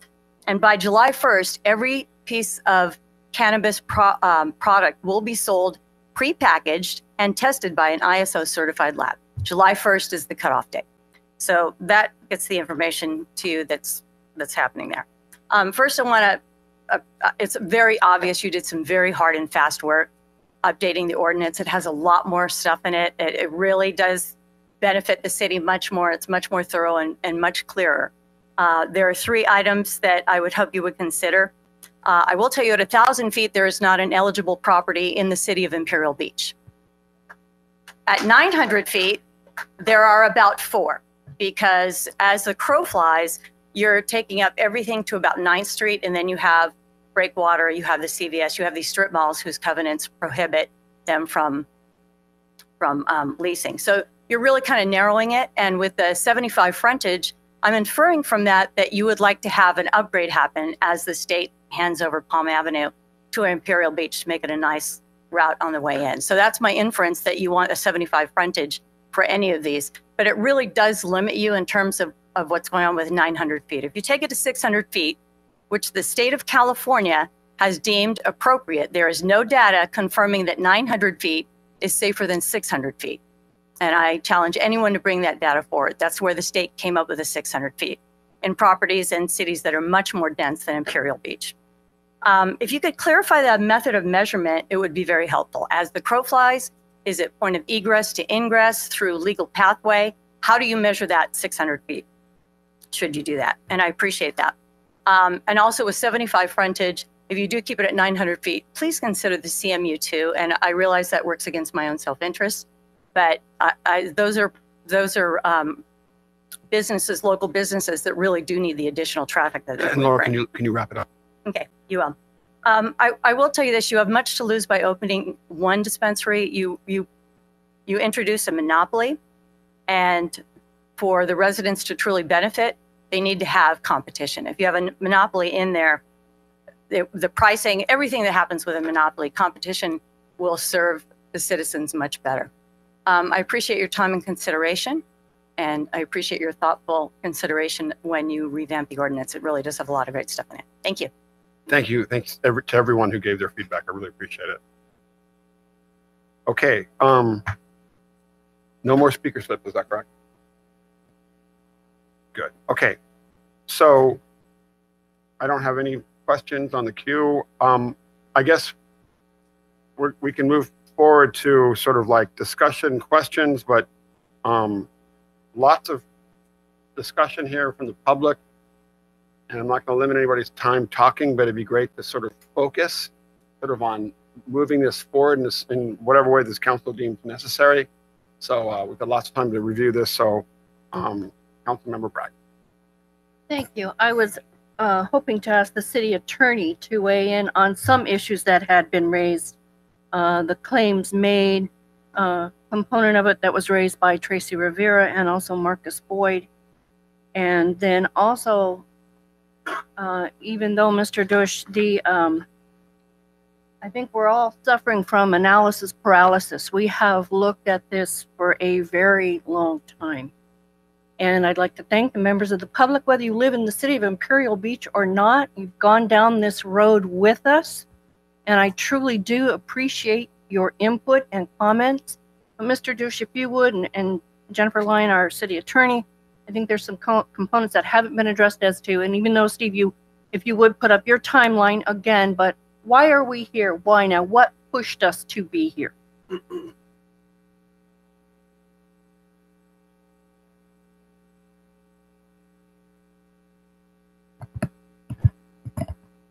So currently, the regulations that the city of Imperial Beach has only address medical marijuana. And in order to address the Prop 64 that had passed at the state level a while back, we need to incorporate some regulations to either, again, the state allows municipalities to prohibit, and if they choose not to prohibit, then there needs to be regulations in place on how to address that. And so the state identifies a number of criteria in terms of separations from, what are called sensitive uses, and also, all basically the testing and all those components are regulated by the state. What really happens at the local level is really a land use issue. And so as we had gone through that process, the reason why we're here is to look at it from a land use perspective. And if the city chooses to regulate it, the best methodology by which to do so. And so that's the culmination. So why we're here today is to either include regulations that would address the Prop 64. And we're, again, under a moratorium right now through February of 2019.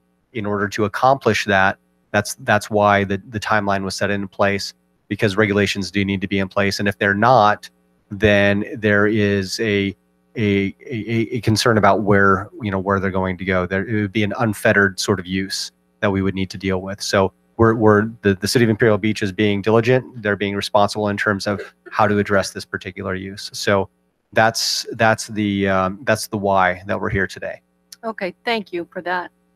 I was hoping, though, City Attorney, that you would weigh in a little bit more on that as to the initiative that was brought forward. I mean, there are there are more reasons that I would really like to have come to light.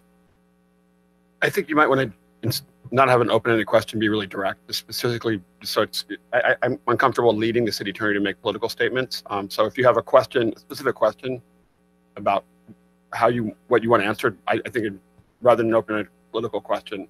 I don't think it is a political question. It's a procedural question. How and why did we get to where we are?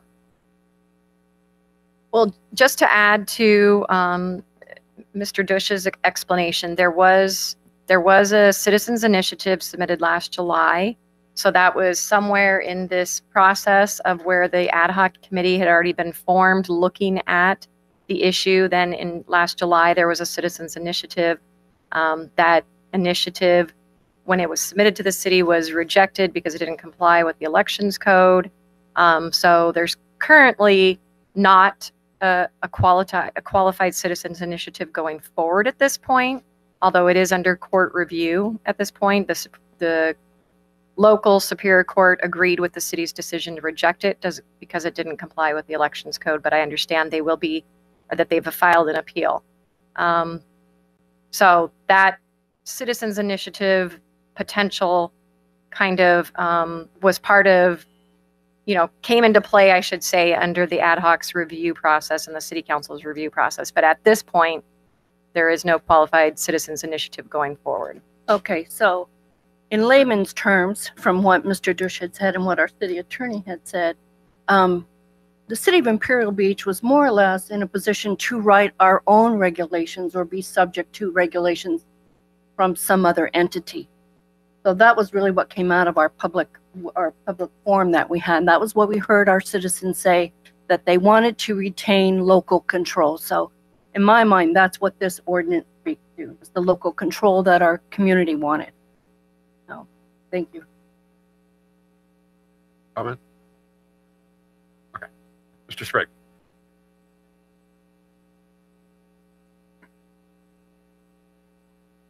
Thanks very much for your report, Mr. Dush, and thanks everybody in the, who's come here to express your opinions on this. I actually wish we had had more people coming to express their opinions on this, considering that we had a very large turnout of community members at the workshop that we had, maybe doubled the number of people who are here tonight. I think How many people were at that? I especially would have liked to have seen more proponents show up tonight to give their arguments and hopefully facts. The petition, city attorney, that is before the courts right now had how many signatures on it, approximately? I don't know that. I didn't see the petition. This petition was submitted to the city clerk. The requirement, there's like a minimum threshold. So I'm assuming they thought they had that minimum threshold of signatures. Is it somewhere in the range of 14 or 1,500 signatures? Or more? Yes, that's what I thought. So that's a huge number of people relative to who's here tonight who actually supported a ballot initiative that would be allow far more extensive cannabis activity of all variety, including growing, lounges, etc., in Imperial Beach. And quite frankly, the willingness of that many citizens of Imperial Beach to sign that petition, I can only speak for myself, can't speak for other council members, made me think that we had better act as a council on this issue rather than be faced with a huge amount of activity in our community. I believe that that's what motivated my colleagues as well, and because we didn't want to see that. I think there are some unanswered questions that are still pending, and for me, the number one question is, how do we handle regulation and law enforcement? Because the big unknown that's going to affect quality, one of the big unknowns that could affect quality of life at Imperial Beach is the question of crime. We are one of the lowest crime cities in the county and the lowest beach city in the county. And I don't want to see that change. And that's point one. Point two, our sheriff's contract, which is very important for this community. And the sheriff provides outstanding services in this community. But A, they are stretched thin, and B, they're the biggest single item on our city budget, and it's already a significant cost. Adding more surveillance, enforcement, etc., will add to the cost. So the question I am concerned about, and I've raised it at prior meetings, is where is the revenue that's going to pay for that extra sheriff surveillance, enforcement, etc., in the interest of maintaining public safety? So on that issue alone, until we come up with a plan for either a sales tax that we can put to the public, or some other revenue that's more than just covering the cost of managing the selection process, and some fees that don't reach don't enable us to really upgrade our sheriff's support. I think that we've got some real challenges here. I'd like to see data, and I don't know whether our sheriff lieutenant would be prepared to talk about it at this point off the top, but I'd like to see whether that Denver data or other cities that have gone before us, whether there is a correlation with crime increases and whether it can be attributed to the marijuana dispensaries in those communities. Those are facts that should be available. And it's not just increase in crime, but it's the causation that's important. The issues around public safety and testing, I think, are important. I'd like to hear from an independent source, a non-interested source, what the state regulatory scheme is for testing, quality control, etc., and when it's going to go into effect. It's not that I don't believe the testimony that was given a little earlier, but I think it's important that we establish those facts as well, because that's a public safety issue as well. So I'm kind of troubled about moving ahead at this point with those two big issues not really in front of us with facts. I'm not convinced, quite frankly, by some of the opponents' argument that this is going to cause a rampant increase in drug use or in marijuana use in our community, because, you know, people have access already. And I'm not sure that there's any evidence that, you know, having a dispensary, one or two dispensaries in Imperial Beach is actually going to increase use when it is available on the black market to anybody who wants it at any time. So, and you can order it to be delivered in Imperial Beach. There's nothing restricting that. So the argument to scare us into thinking that this is going to be a huge problem for our youth, I think is not that convincing given the realities of availability. So I think it goes back to the question of how do we address these key points about the safety of the product and about our already stretched law enforcement, and how do we pay for more, assuming that there is a correlation between dispensaries and increased crime, which we also haven't established as a matter of fact. So to me, those are open questions that make me a little bit reluctant to proceed with voting in favor of this at this time.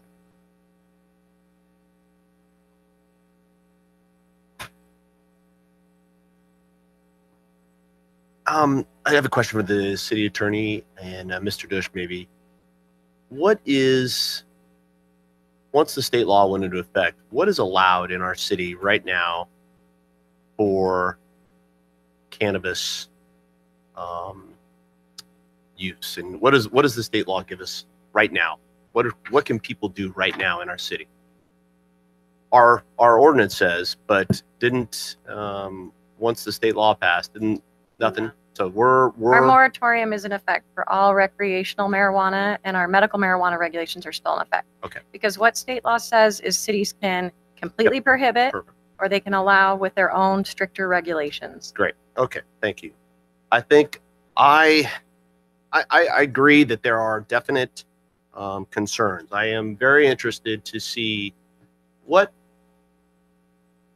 if we were to move forward with this ordinance and we go to we allow one to come in 1 year. And I think everyone knows who's been in this with me, I have actually not supported this to this point. I think that I am under the impression that we didn't go far enough, because I would love to see a testing facility in our own community so we could regulate it. I think that would be great. I think that we could control it more, but I also don't think that we ever put out an ordinance that's perfect. We revisit these ordinances all the time to ensure that they are meeting the desired outcome, because a lot of times even though we spend a lot of time putting together ordinances, what is always put out is not what we end up with. So the one question I have is, when we decide in 1 year, we're going to go and decide to go about and put in another dispensary. The way it's written right now, it says criminal activity. What is meant by criminal activity? How do we define criminal activity? Well, I'll take a stab at that, and then I'll have city attorney augment it. These regulations, these were general sort of provisions to put in place because we certainly don't know what all those elements are, and so they were purposefully written broadly in order to give the city council, in its sole and absolute discretion, the ability to take the information that we receive during the course of that year and evaluate it. And again, rather than be sort of binary in terms of, if it's 3 of these and 2 of those, because it's very dependent. There could be a combination of things, but again, it was purposefully written to be general so that information could come forward, and then the city council, in its sole and absolute discretion, could make a determination based upon what those issues were to say, you know what, we as a council would want to move forward or not. Yeah, that's, I have to admit, that makes me a little nervous as a data person who wants to make sure that we have a way to really look at and say, hey, has the crime increased, or has the traffic in that building increased to where it's affecting other people? How do we really determine that? And I think if we leave it to general interpretation, I think that we are opening ourselves up for a gut check feeling that maybe we should move forward and maybe we shouldn't. And I would rather us have the real data to say, yes, we should move forward with this dispensary or we shouldn't. And I think that there's a multitude of ways that we could do that. Really look at crime. I mean, is there a bunch of litter in front of it? Is that a reason not to move forward to it? You know me, I'm kind of a clean freak guy, so it would say that to me, but that may not be the reason to limit a business. I think that we should develop some real metrics that we could use to say yes or no, we should move forward with an ordinance. Move forward with the second. Yeah. I do agree with what Councilmember Spriggs said about the funding of our police and the sheriff. Obviously, it's our biggest portion of our budget, so that's a concern of mine. So, but I'm also not in agreement with the correlation between there's a lot, that article that came out from the Denver Post that talked about crime in Colorado. It did not specifically link that, and the law enforcement in Colorado actually said, they weren't really sure why it had an uptick. They didn't say it was linked to marijuana. They didn't think, there were a lot of reasons that they kind of went back and forth, and nothing has been said to link that. In Washington, they haven't seen an increase, and the people we spoke with in Louisville and in Fort Collins, when these dispensaries were opened, growing and all that, they did not see an increase in crime. So there's not much correlation that I've done. Ms. Bragg and I spent a lot of time talking to law enforcement and elected officials from all different counties, and we did get information from our own sheriff that had a point about it, that they did not see, they did not expect a huge uptick in crime. So we did do our due diligence to make sure that we saw those things. And I think I would love that. It's unfortunate that we don't have the numbers that how many people turned out to it, but it was in our community room, 2 bays full of people, and the numbers were significant that more people wanted us to move forward with controlling our own destiny, not putting it in the hands of another ACP lawsuit. They wanted us to write it. That's what they wanted us to do. Association of Cannabis Professionals. Sorry. They did not want the Association of Cannabis Professionals to have their ordinance. They wanted us to control it. So that's what we acted on. So I would like to see some better data that addresses how we would move forward with our second ordinance in the ordinance. But I think as it's written right now, I am in support of it moving forward, and I haven't been in support of it in the past.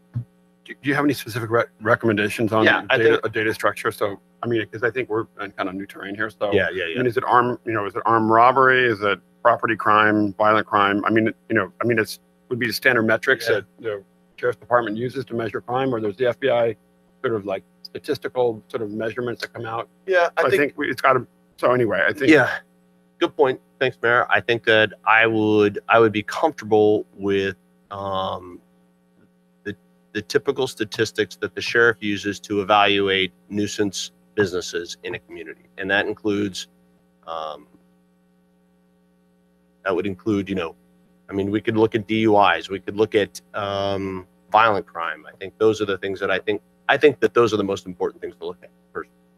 I know that this is kind of a broad stroke, but I think it's important for us to identify real reasons why we're going to yay or nay that second dispensary, not just broad strokes. Is that something that could be developed after the ordinance is It passed? could be developed.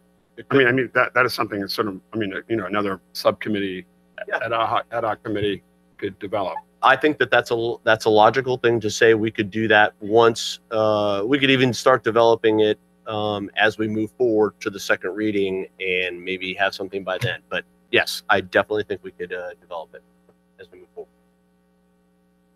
I just have a question then for Council Member Spriggs and Council Member West.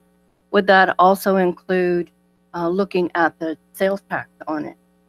Because right now it's just the same as everybody else. Would we consider possibly raising that on a? Yeah, I think there's an issue of a marijuana tax that we like was proposing. That's something we do in the future. Is that right or not? I'm going to make sure. I know we discussed this in the future. Right. It can be done in the future. It is not written into this. It would have to. It's not even a sales tax. It's a different description of what it is. But it would have to be something submitted to the voters. Right.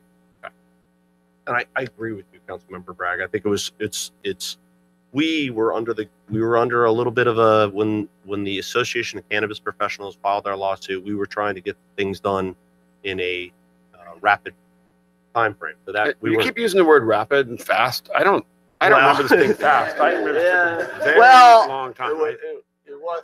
I'm just saying that we had started something. I think you're belittling your own process here. Arguably in the 4 years since I've been to the council, the most exhaustive process we've been through. To give this the council and the city staff credit, extensive research was done, lots of reports, lots of meetings. So I just want to make sure that Yeah, I agree. we have probably some context there. Anyway, all right, Mr. Patton. Okay, a lot's been said, so not to go over too many things again. So, initially we had this group that wanted to come in and bring in what they wanted. And we, in my opinion, I felt we were being bullied into coming up with something, our own watered down version. And so as a teacher, a father, a youth advocate, I was at a total catch-22 of what to do here. But now this initiative group, they apparently they don't have as much weight as they did before. And my question is to the city attorney is, at what point do we know whether they get something on the ballot or not for this upcoming election in November? Well, currently, so their petition has not gone to the county registrar of voters to count the signatures because it was rejected by the city clerk. And because the Superior Court upheld that rejection, it still has not been submitted to the county registrar of voters. So there's no date yet for for their appeal to the California Appellate Court. And I mean, the deadline to get measures on the ballot for November, I think cities have to submit those to the county registrar of voters by August 10th. But before the city council could submit a measure to the county registrar of voters, it would need to go to the county it would need to go to get signatures. We'd have to have a court tell us that we have to accept it, and then it would have to go to the county registrar of voters to count signatures, and they have up to 30 days to count those signatures. And then it has to come back to the city council, and you get to review it, and you get to decide if you need reports on it before you decide whether to just adopt it or put it on the ballot. So there is, we know if by August 10th, nothing has come to the city council, there's no way you could consider it to put it on the ballot. And at this point, it's, the court has told the city it continues to be rejected at this point in time. So that's the best I can give because Right, I don't I know what an appellate court, how quickly they will act on it or could act on it. And if they would change the decision of the local Superior Court, I don't know if they would do that at this point. But they could start again at any point. They could start again. The law has changed and they can no longer force a special election. Only the city council can decide if they want to call a special election on a measure. So if a citizen's petition came forward and the city council did not want to call a special election, then the next time it would go, would be the next regular election, which would be in 2020. Yeah, that makes a big difference to me personally. And then how many cities, you probably know this answer, how many cities absolutely told this group no? Like we're not doing it. We're not gonna like I know Coronado, do you know offhand? Sorry, I should have Yeah, I don't know. It didn't get submitted in Coronado. There was a number of cities, but I don't think I have it in front of me right now. I don't know that it's qualified for the ballot in any of the cities that they submitted in. At least at this point in time, it hasn't. So yeah, so we felt like we're under the gun. Like we had to do this. Let's hurry, not hurry, Mayor. Let's take our time and do this right.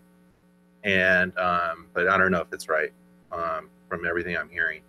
And I'm definitely having some big reservations on this whole process of where we're at right now. And like I said, you know, as a teacher, you know, I can't go and talk to my first graders about this, but I certainly have talked to a number of 13 through 15-year-old kids.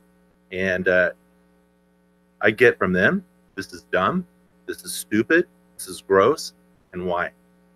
And I'm like, yeah, good question. So I don't feel like we have to do this right now. That's my opinion. I don't feel like we have to do this. We do have an ordinance on the books right now to help out people that need marijuana for medical reasons. That's correct, right? Yeah, currently it's, I believe people 4 or less can get together. I mean, personal use of medical marijuana or recreational marijuana isn't prohibited, but so as far as dispensaries or providing to other people, it's essentially large scale medical marijuana dispensaries are prohibited. Your moratorium is temporary though, and that's dealing with the commercial recreational marijuana uses, and that does expire on February 1st of 2019. Okay, well, thank you. Thanks for giving the great answers. That really does help me. All right, thank you. That's it. So if I could, I'm sorry, if I could follow up on that. So if the what happens when the moratorium ends in February? If it ends and the council hasn't put any permanent regulations in place related to the commercial recreational dispensaries, then that's when there's that unknown. There's the best practice for a city is to have specific regulations that either allow or prohibit.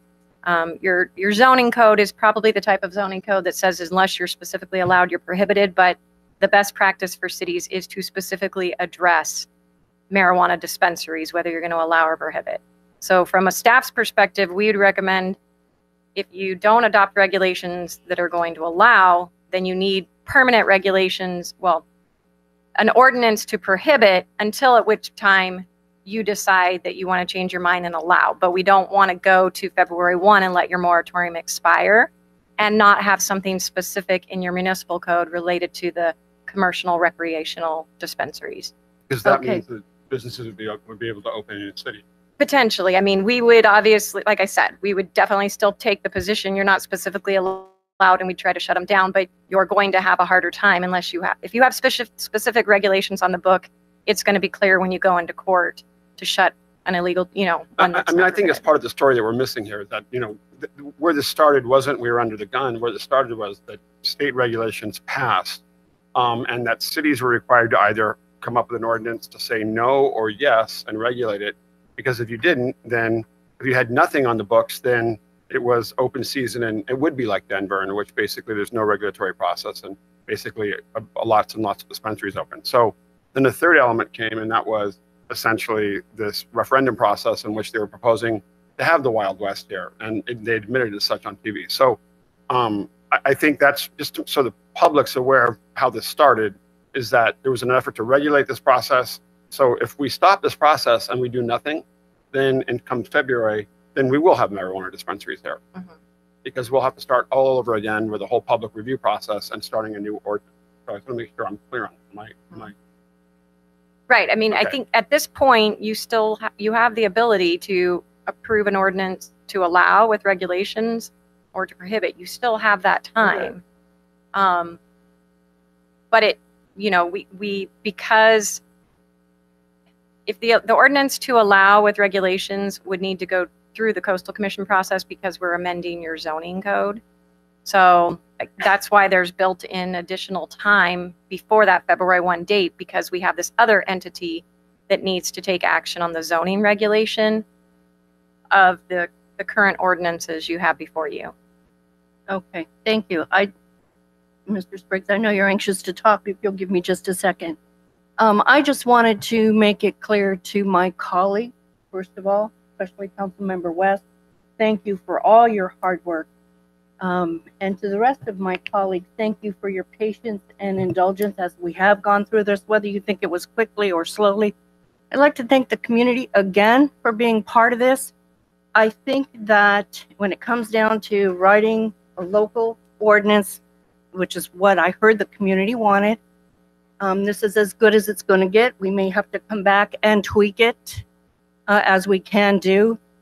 But at this point, and I have been very clear about this all along, I would be in support of prohibiting a dispensary in the city of Imperial Beach.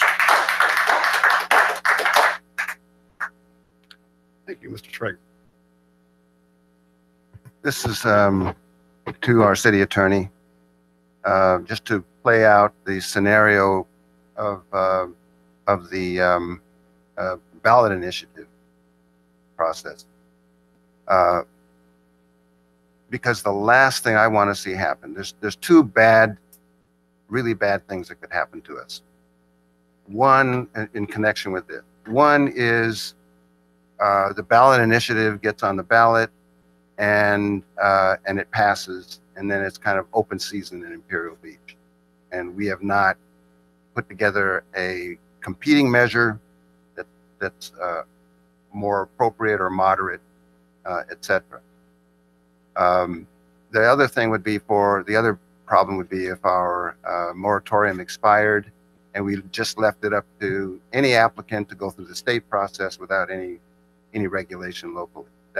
Those are two horrible scenarios. We've basically given up our role as the city's elected officials to manage this process, for better or worse. So if for some reason that Superior Court decision was overturned and they were able to get on the ballot, what would be the timeline for us to put a competing measure? More or less along the lines of what we've worked on over and over again all this time on the ballot if we didn't pass this right now. So it would still be that August 10th deadline, is you could submit this ordinance as a competing ballot measure, or, or an ordinance to prohibit, whatever that may be, you're bound by that August 10th. You don't have to if the city council submits a measure to the voters, you don't have to get signatures. So you would just need to have a council meeting where you pass a resolution saying we submit this to the voters through the county registrar voters office. Okay. And as far as you're concerned, the measure that's in front of us right now could be, doesn't have to be, but could be that alternative ballot measure. Yes, it could be. If you remember when you and I and Councilmember Bilberry worked together when the city council was considering a competing ballot measure, that's what you and I and he did. We put together an ordinance to allow medical marijuana at the time, but it was similar. It had regulations, etc. The city council at the time decided not to submit that as a competing ballot measure, but this could be the type of ordinance you could submit as a competing ballot measure. Yeah. If that was the chosen path. Okay. Mr. Mayor, could we ask if Lieutenant Magana would like to confirm what he thinks the impact on crime would be of one dispensary? We could ask him, but he was unable to attend tonight. So we could ask Officer Barry if he wants to make a comment, or if he would rather defer that to Lieutenant Magana when he's able to join. Did you guys address that during the ad hoc process, or how many hearings have we had on this? I just want to make sure this isn't the first time we visited this. So We as the ad hoc received a report from Lieutenant Magana. Are you on mic? Yeah. Oh yeah. That addressed the overall. There was concern amongst the sheriff. I mean, there was. I think that the overall report at the end was that they did not expect a significant increase in crime. There was lots of information in there, and there was lots of information that was pro and con. But the ending was expected to maintain status quo. But that was again, that was put up by the sheriff. I mean, there was data all over the place in that report. Yeah. Councilmember Bragg, do you want to add on anything there? Well, I think I'm not convinced that we can go forward assuming there'll be no change as far as the crime situation in Imperial Beach. That it certainly isn't going to get better as a result of having a retail outlet. There may be other factors that continue the trend of lower crime in Imperial Beach that overwhelm it, but it's certainly going to have by itself not necessarily that kind of an impact. It can only add to the oversight and enforcement burden if it does anything at all. So I think we really do need to have agreement on the council that we are going to consider with a view towards enacting a revenue measure that will go into effect before there's any cannabis operation in Imperial Beach, assuming we're going to go forward with this ordinance. To me, they have to go hand in hand. And I'd like to have that commitment from the city council that we are indeed going to adopt a revenue measure if this goes forward, if the cannabis measure goes forward, to ensure that we have the wherewithal to beef up our sheriff services, even if it's half a FTE or half a full-time member, until we know what the data is looking like going forward to considering a second outlet. You mean to support a ballot measure? The city council has no jurisdiction to pass a revenue. We can't raise revenue like that. Well, it would have to be something we've agreed to formulate and put on the ballot. Yeah. Because I just can't see us stretching our sheriff any thinner than they are stretched already. If that happens to be the way this turns out with a retail outlet in Imperial Beach. We just don't know. But I don't want to put our citizens at risk that we don't have the wherewithal to increase our law enforcement capacity because we didn't pass a revenue measure that would allow us to do that. And in fact, use those revenues to do precisely that, to beef up our regulatory oversight and law enforcement around that activity. So to me, to go forward without that, it's not something I could be in favor of. The safety measures that were spoken to that are going to be implemented by the state or that were alleged to be ready by July 1. Does the subcommittee have any corroborating information on that? This is the state quality control measures. Every Councilmember Bragg, do you want to? Everything that I am reading, everything that I have been trying to follow up on has said that they're going to be operational by the July 1. That was everything that I've seen. I mean, it would be very hard for me to be able to second guess the state because it's a kind of a big beast. But that is how I am interpreting it. By July 1. July 1. Would that be before or after our next and last reading of this ordinance? That's 45 days from here, right? Well, it depends. If the council introduces this tonight, it was planned to come back to you for adoption on June 20th. if you don't take action tonight to introduce, then you would have to give us direction about when you want us to come back and to introduce, or what direction you want to go with the ordinance. I believe So we could actually bring it back after July 1 and wouldn't really lose more than 2 weeks or so in the process. You only have one scheduled meeting right now in July, so it'd be, I think, July 18th, because the 4th of July falls on a Wednesday. And so you would have July 18th, and then you would have your first meeting in August. So in other words, we could actually confirm that the state regulatory measures for quality control, packaging, etc., are implemented before we approve this. If we wanted to wait until that happens, we could do so. Yeah, but I think even if we pass this ordinance, we wouldn't have a dispensary open for over a year. Yeah, but the question is, what is our knowledge with respect to operating as fiduciaries for the community? What is our knowledge when we pass it in terms of what is in place, etc.? We don't know, we don't know before it happens, before the state does it, that it's going to do it, that it's going to do it on time, etc. We only have, the schedule that's contained. Mr. Patton? So we're working right now on a yes ordinance. Okay.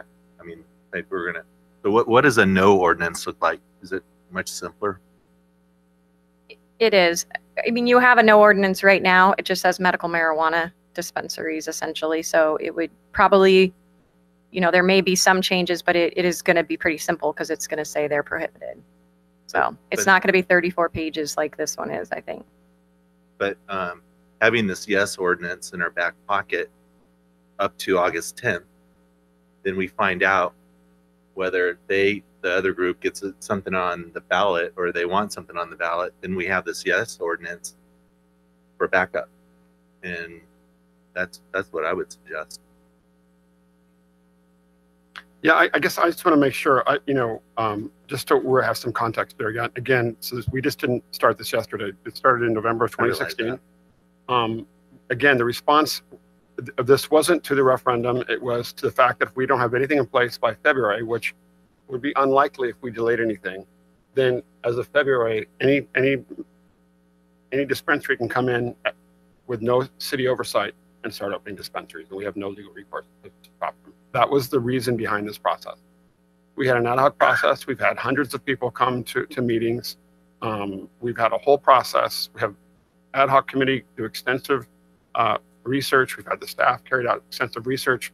You've consulted cities throughout the country, data. So I just want to make sure that we're all clear about the fact that we just didn't start this yesterday. But more importantly, when we started this process, that the issue specifically was that if we don't do something, then again, this deadline would happen, and then dispensaries would open. Yeah, I'm very clear about the process, because I've sat in on it. Okay. But I think me being up here and Daniel will have a different viewpoint, and maybe some different alternative, and looking at things maybe a different way than what we've been doing. Just because we've been going this way doesn't mean we can make a turn. That's all I'm saying. Okay. I'd like to, before we vote on this item, I'd like to make a motion on a preliminary matter that I've been talking about all evening and see where we are. And that motion is that we agree to develop and consider a revenue measure to impose additional charges on the cannabis operations, so that we can pay for law enforcement increases or adjustments, as well as any monitoring and regulation costs that may either be foreseeable or unforeseeable. And secondly, that we hold our second hearing on this bill, on this measure, after the July 1 date where the state quality control regulations and testing programs are supposed to go into effect. That's my motion. The revenue measure, do you want to submit a ballot measure to the voters in November? I mean, this ordinance does include cost recovery, so sheriff's costs can be recovered from that. Additional, non-cost recovery revenue measure, is that what you were talking about? And then putting it on the ballot, so it would need to be submitted by the August 10th date, so it'd go in November to the voters? I am, in the absence of any facts that there's enough revenue coming out of the process that exists in the ordinance to pay for an additional sheriff support in Imperial Beach. I didn't think that was factored in to the revenue projections in the ordinance. The way the ordinance is written, the city council will consider and adopt via resolution the cost recovery fees, regulatory fees that are going to be charged to the cannabis outlet that gets a permit. So that would come about at a different time. I don't know if staff has done any research, but the idea is that it's built in, that the city council considers that, adopts that via resolution at a subsequent council meeting. And what's the estimated amount of that?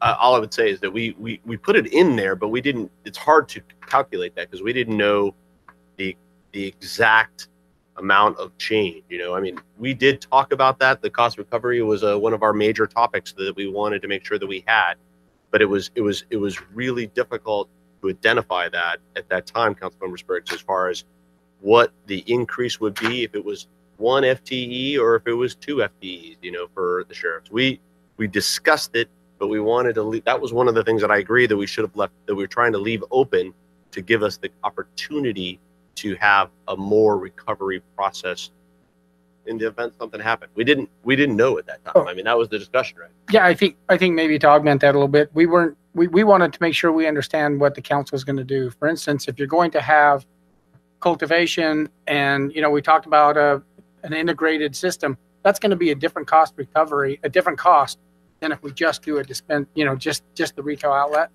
So right now we haven't calculated that because the council hasn't given us firm direction about whether we're going to have 1, whether we're going to have 2, whether it's going to be just.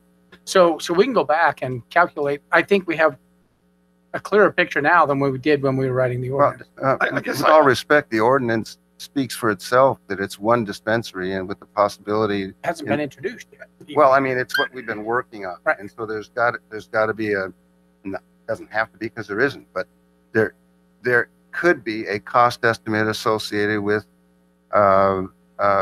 what the applications are going to generate with respect to 1 dispensary and then, potentially 12 months later.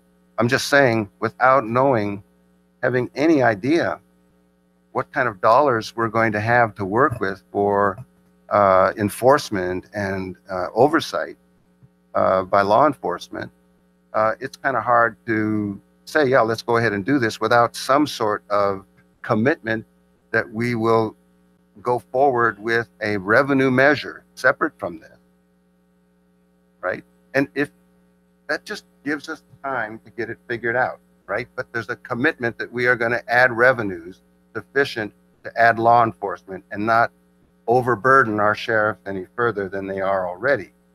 We want to keep our crime rate going down.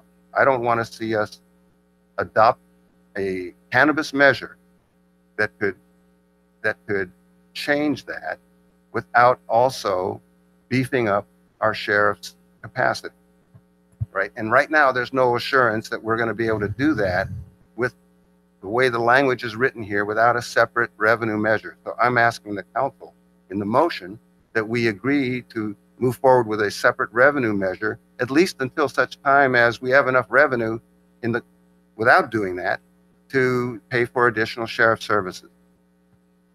That's the motion. Mr. Mayor, if I may, it has been stated, and Councilmember Spriggs, I always appreciate your attention to detail as far as our finances are concerned. However, it's been stated that there is full cost recovery. I'm sure our sheriff's department is quite able and ready and willing to send us a bill or send a bill to the dispensary saying, okay, we had to go out there 5 times and each time it was an officer's hours and this is what it costs. So I think that is covered. And I cannot support tonight talk about a referendum. That's not on our agenda at all. I cannot support that at all. Thank you. Oh, yeah. So I'd like to stick to the business at hand because the whole point here was to read the first title of the ordinance. I guess my concern is that we've had almost a year and a half, an 18-month process. And now there's proposals being thrown out to prohibit commercial marijuana or do nothing. And now a ballot initiative. So, my concern is if we're going the other direction that, just to be clear, we moved on this because of the possibility of having no ordinance at all and having dispensaries come in, or because of this ballot initiative and having the Wild West with marijuana landers, et cetera. So we tried to chart a third course based on the fact that 62% of our residents supported the proposition to legalize marijuana. Based on the fact that at this meeting alone, we've had 12 people oppose this ordinance, 6 people in favor, but that doesn't include, again, hundreds of people that have come out to these meetings over the last 18 months, over 60% who supported legalizing marijuana and having limited commercial dispensaries. So if we're going to do anything, I'd rather make sure we make the public aware that we're considering there's now proposals to go the other direction. So just based on public input, in addition to the over 1,400 people that signed a ballot initiative, legal residents and voters of Imperial Beach who supported a ballot initiative to have the Wild West. So I think that's where we're at. So if you'd like to postpone this until July so that we give the public a chance to come out and give their feedback. So I think that'd be fine, but I'm just not clear where this council is now. I'm hearing lots of different things. Or do we want to take a straight up vote on this, or do we want to postpone it until July?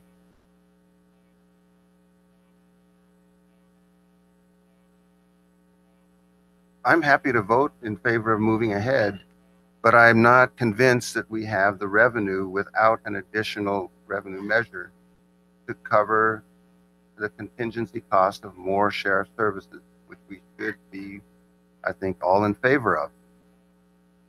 Nobody's been able to give us the numbers, and saying that cost recovery is built in isn't really sufficient because the sheriff's costs are a whole different thing over and above the cost of code enforcement and application processing.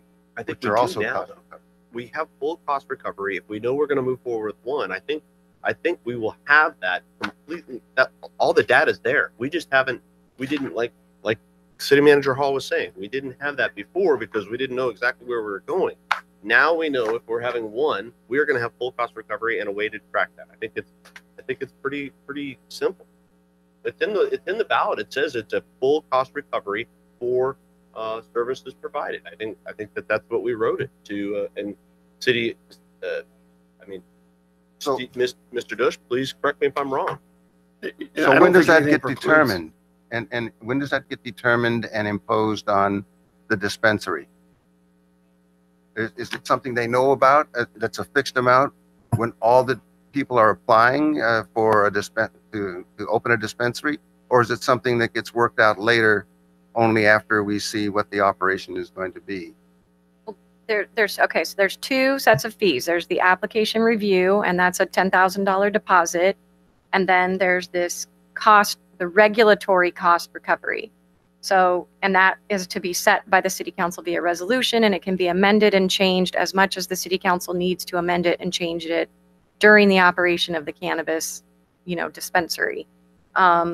It would go into effect before they get their final regulatory safety permit. They would know, the council would adopt that amount, and they would have to be, when their regulatory safety permit is handed to them, it's going to include a requirement that they have to pay that cost. And it's also, again, these are 1-year permits. So when the city council changes that amount and needs to increase the cost, then those are going to be increased to the operator that gets the regulatory safety permit.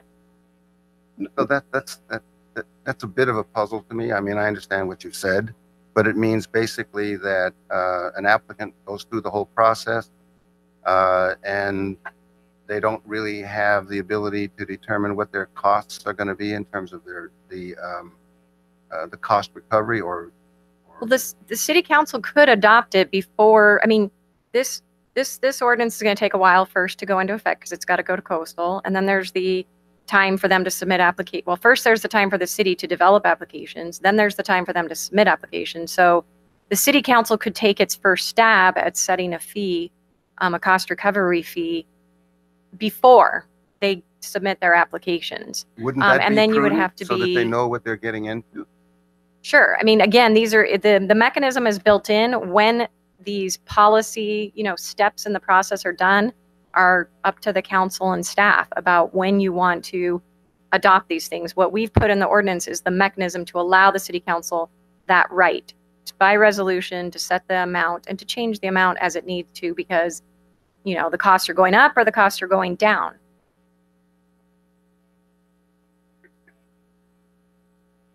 On that basis, I withdraw the motion.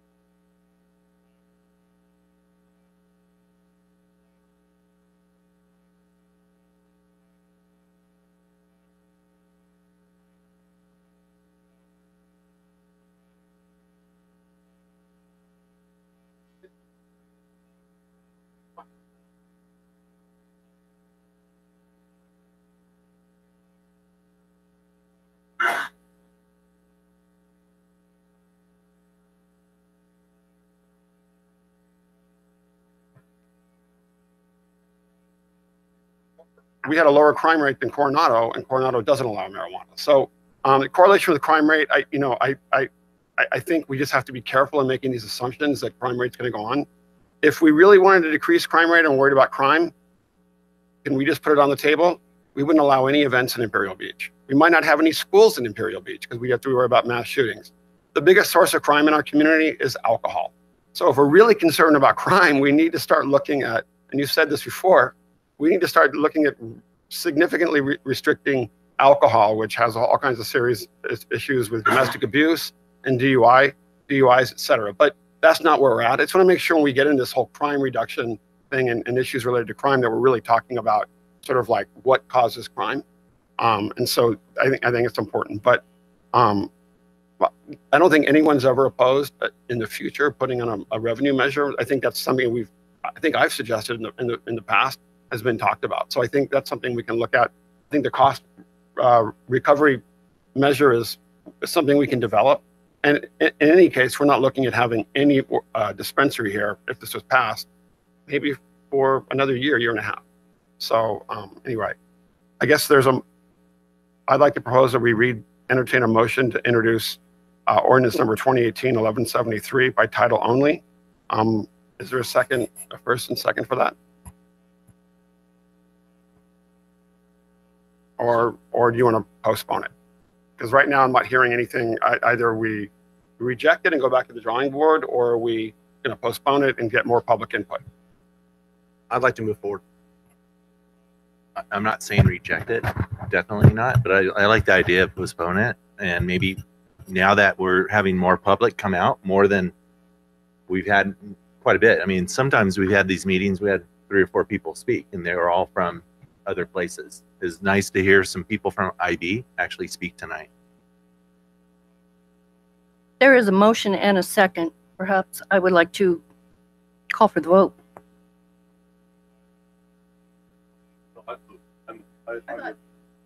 While we're still waiting for a second, there was a second part of what I had moved, and that's that we just simply have our second and final hearing on this bill, on this ordinance, after the July 1 date. It is tantamount to postponing, but it at least gets us a little bit further down the road so that we can get more public input. We have the state quality control measures in place, and we're closer to understanding what's going to happen with the appeal on the initiative. So are you proposing what I suggested, which was to postpone it? No, I think Second reading. I think I'm Second reading on a just the second reading, that we postpone the second reading to the first meeting in July, or the only meeting in July.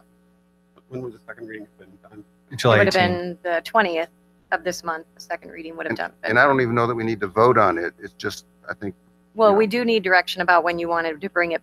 If you conduct the introduction, we do need direction, because typical introduction and then next council meeting would be adoption. So if the I'm going to council propose wants, a motion then? Right. Wait a second. Isn't there a motion on the floor? There's not a motion on the floor. Elements. Oh, you've seconded it? No. There's no motion on the floor unless it's been seconded. You made a motion. I moved. There is a motion on the floor. what's I'm thinking last second. You like to make a motion? Motion died. So my motion is that we amend, is really to amend your motion, that we proceed with a vote on this, but on the and also to have the second hearing in July. Mayor, it would be easier if we allow the first motion to die, for lack of a second, and just make that a first motion rather than an amendment to a motion that didn't pass. That would. That's fine. Who's, are So you, that's, are you doing a, well, you want to, yeah. my motion is that we proceed with a vote on this ordinance as proposed, but with the process being that the second public hearing be in July. One clarification, it wouldn't, well, do you want it to be a public hearing? Typically when ordinances come back for the second adoption, you put them on consent. Would you prefer the second reading to be another public hearing? Yes, that's what I said. Okay. I just wanted to clarify, because we don't typically And have that's that. to accommodate, I think, the concerns that some of my colleagues have here, that we get more public input. I second. right, please vote. We need the city clerk to read the title of the ordinance. Ordinance number 2018-1173. And, you know, technically I didn't close the public hearing, so I need to do that. Close the public hearing. Ordinance number 2018-1173, an ordinance of the City Council for the City of Imperial Beach, California, amending Title IV, Business Taxes, Licenses, and Regulation of the Imperial Beach Municipal Code by repealing Chapter 4.60, Medical Marijuana Distribution Facilities, and adding a new Chapter 4.60, Cannabis Facilities, to allow for limited commercial cannabis activities with regulations.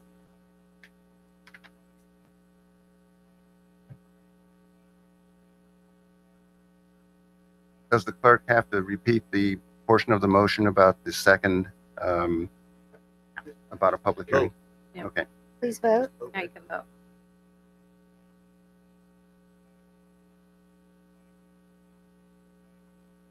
Motion carried by the following votes. Ayes, Dedina, West, Spriggs, Noes, Patton, and Bragg. Great. Thanks to everybody that came out. Appreciate that. And now we have two ordinances actually. So we have to, you'd have to do a motion, same motion for the second ordinance. It's 2018-1174. entertain a motion to introduce ordinance number 2018-1174. Oh, I'm sorry. Now you have to read that. You have to read that. Please read.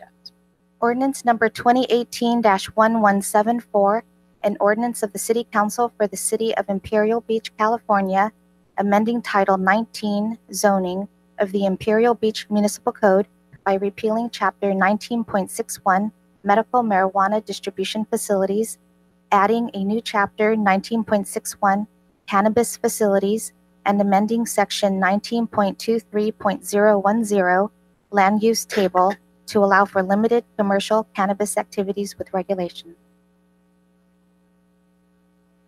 Need a motion in a second. Is there a motion? Second. Please vote.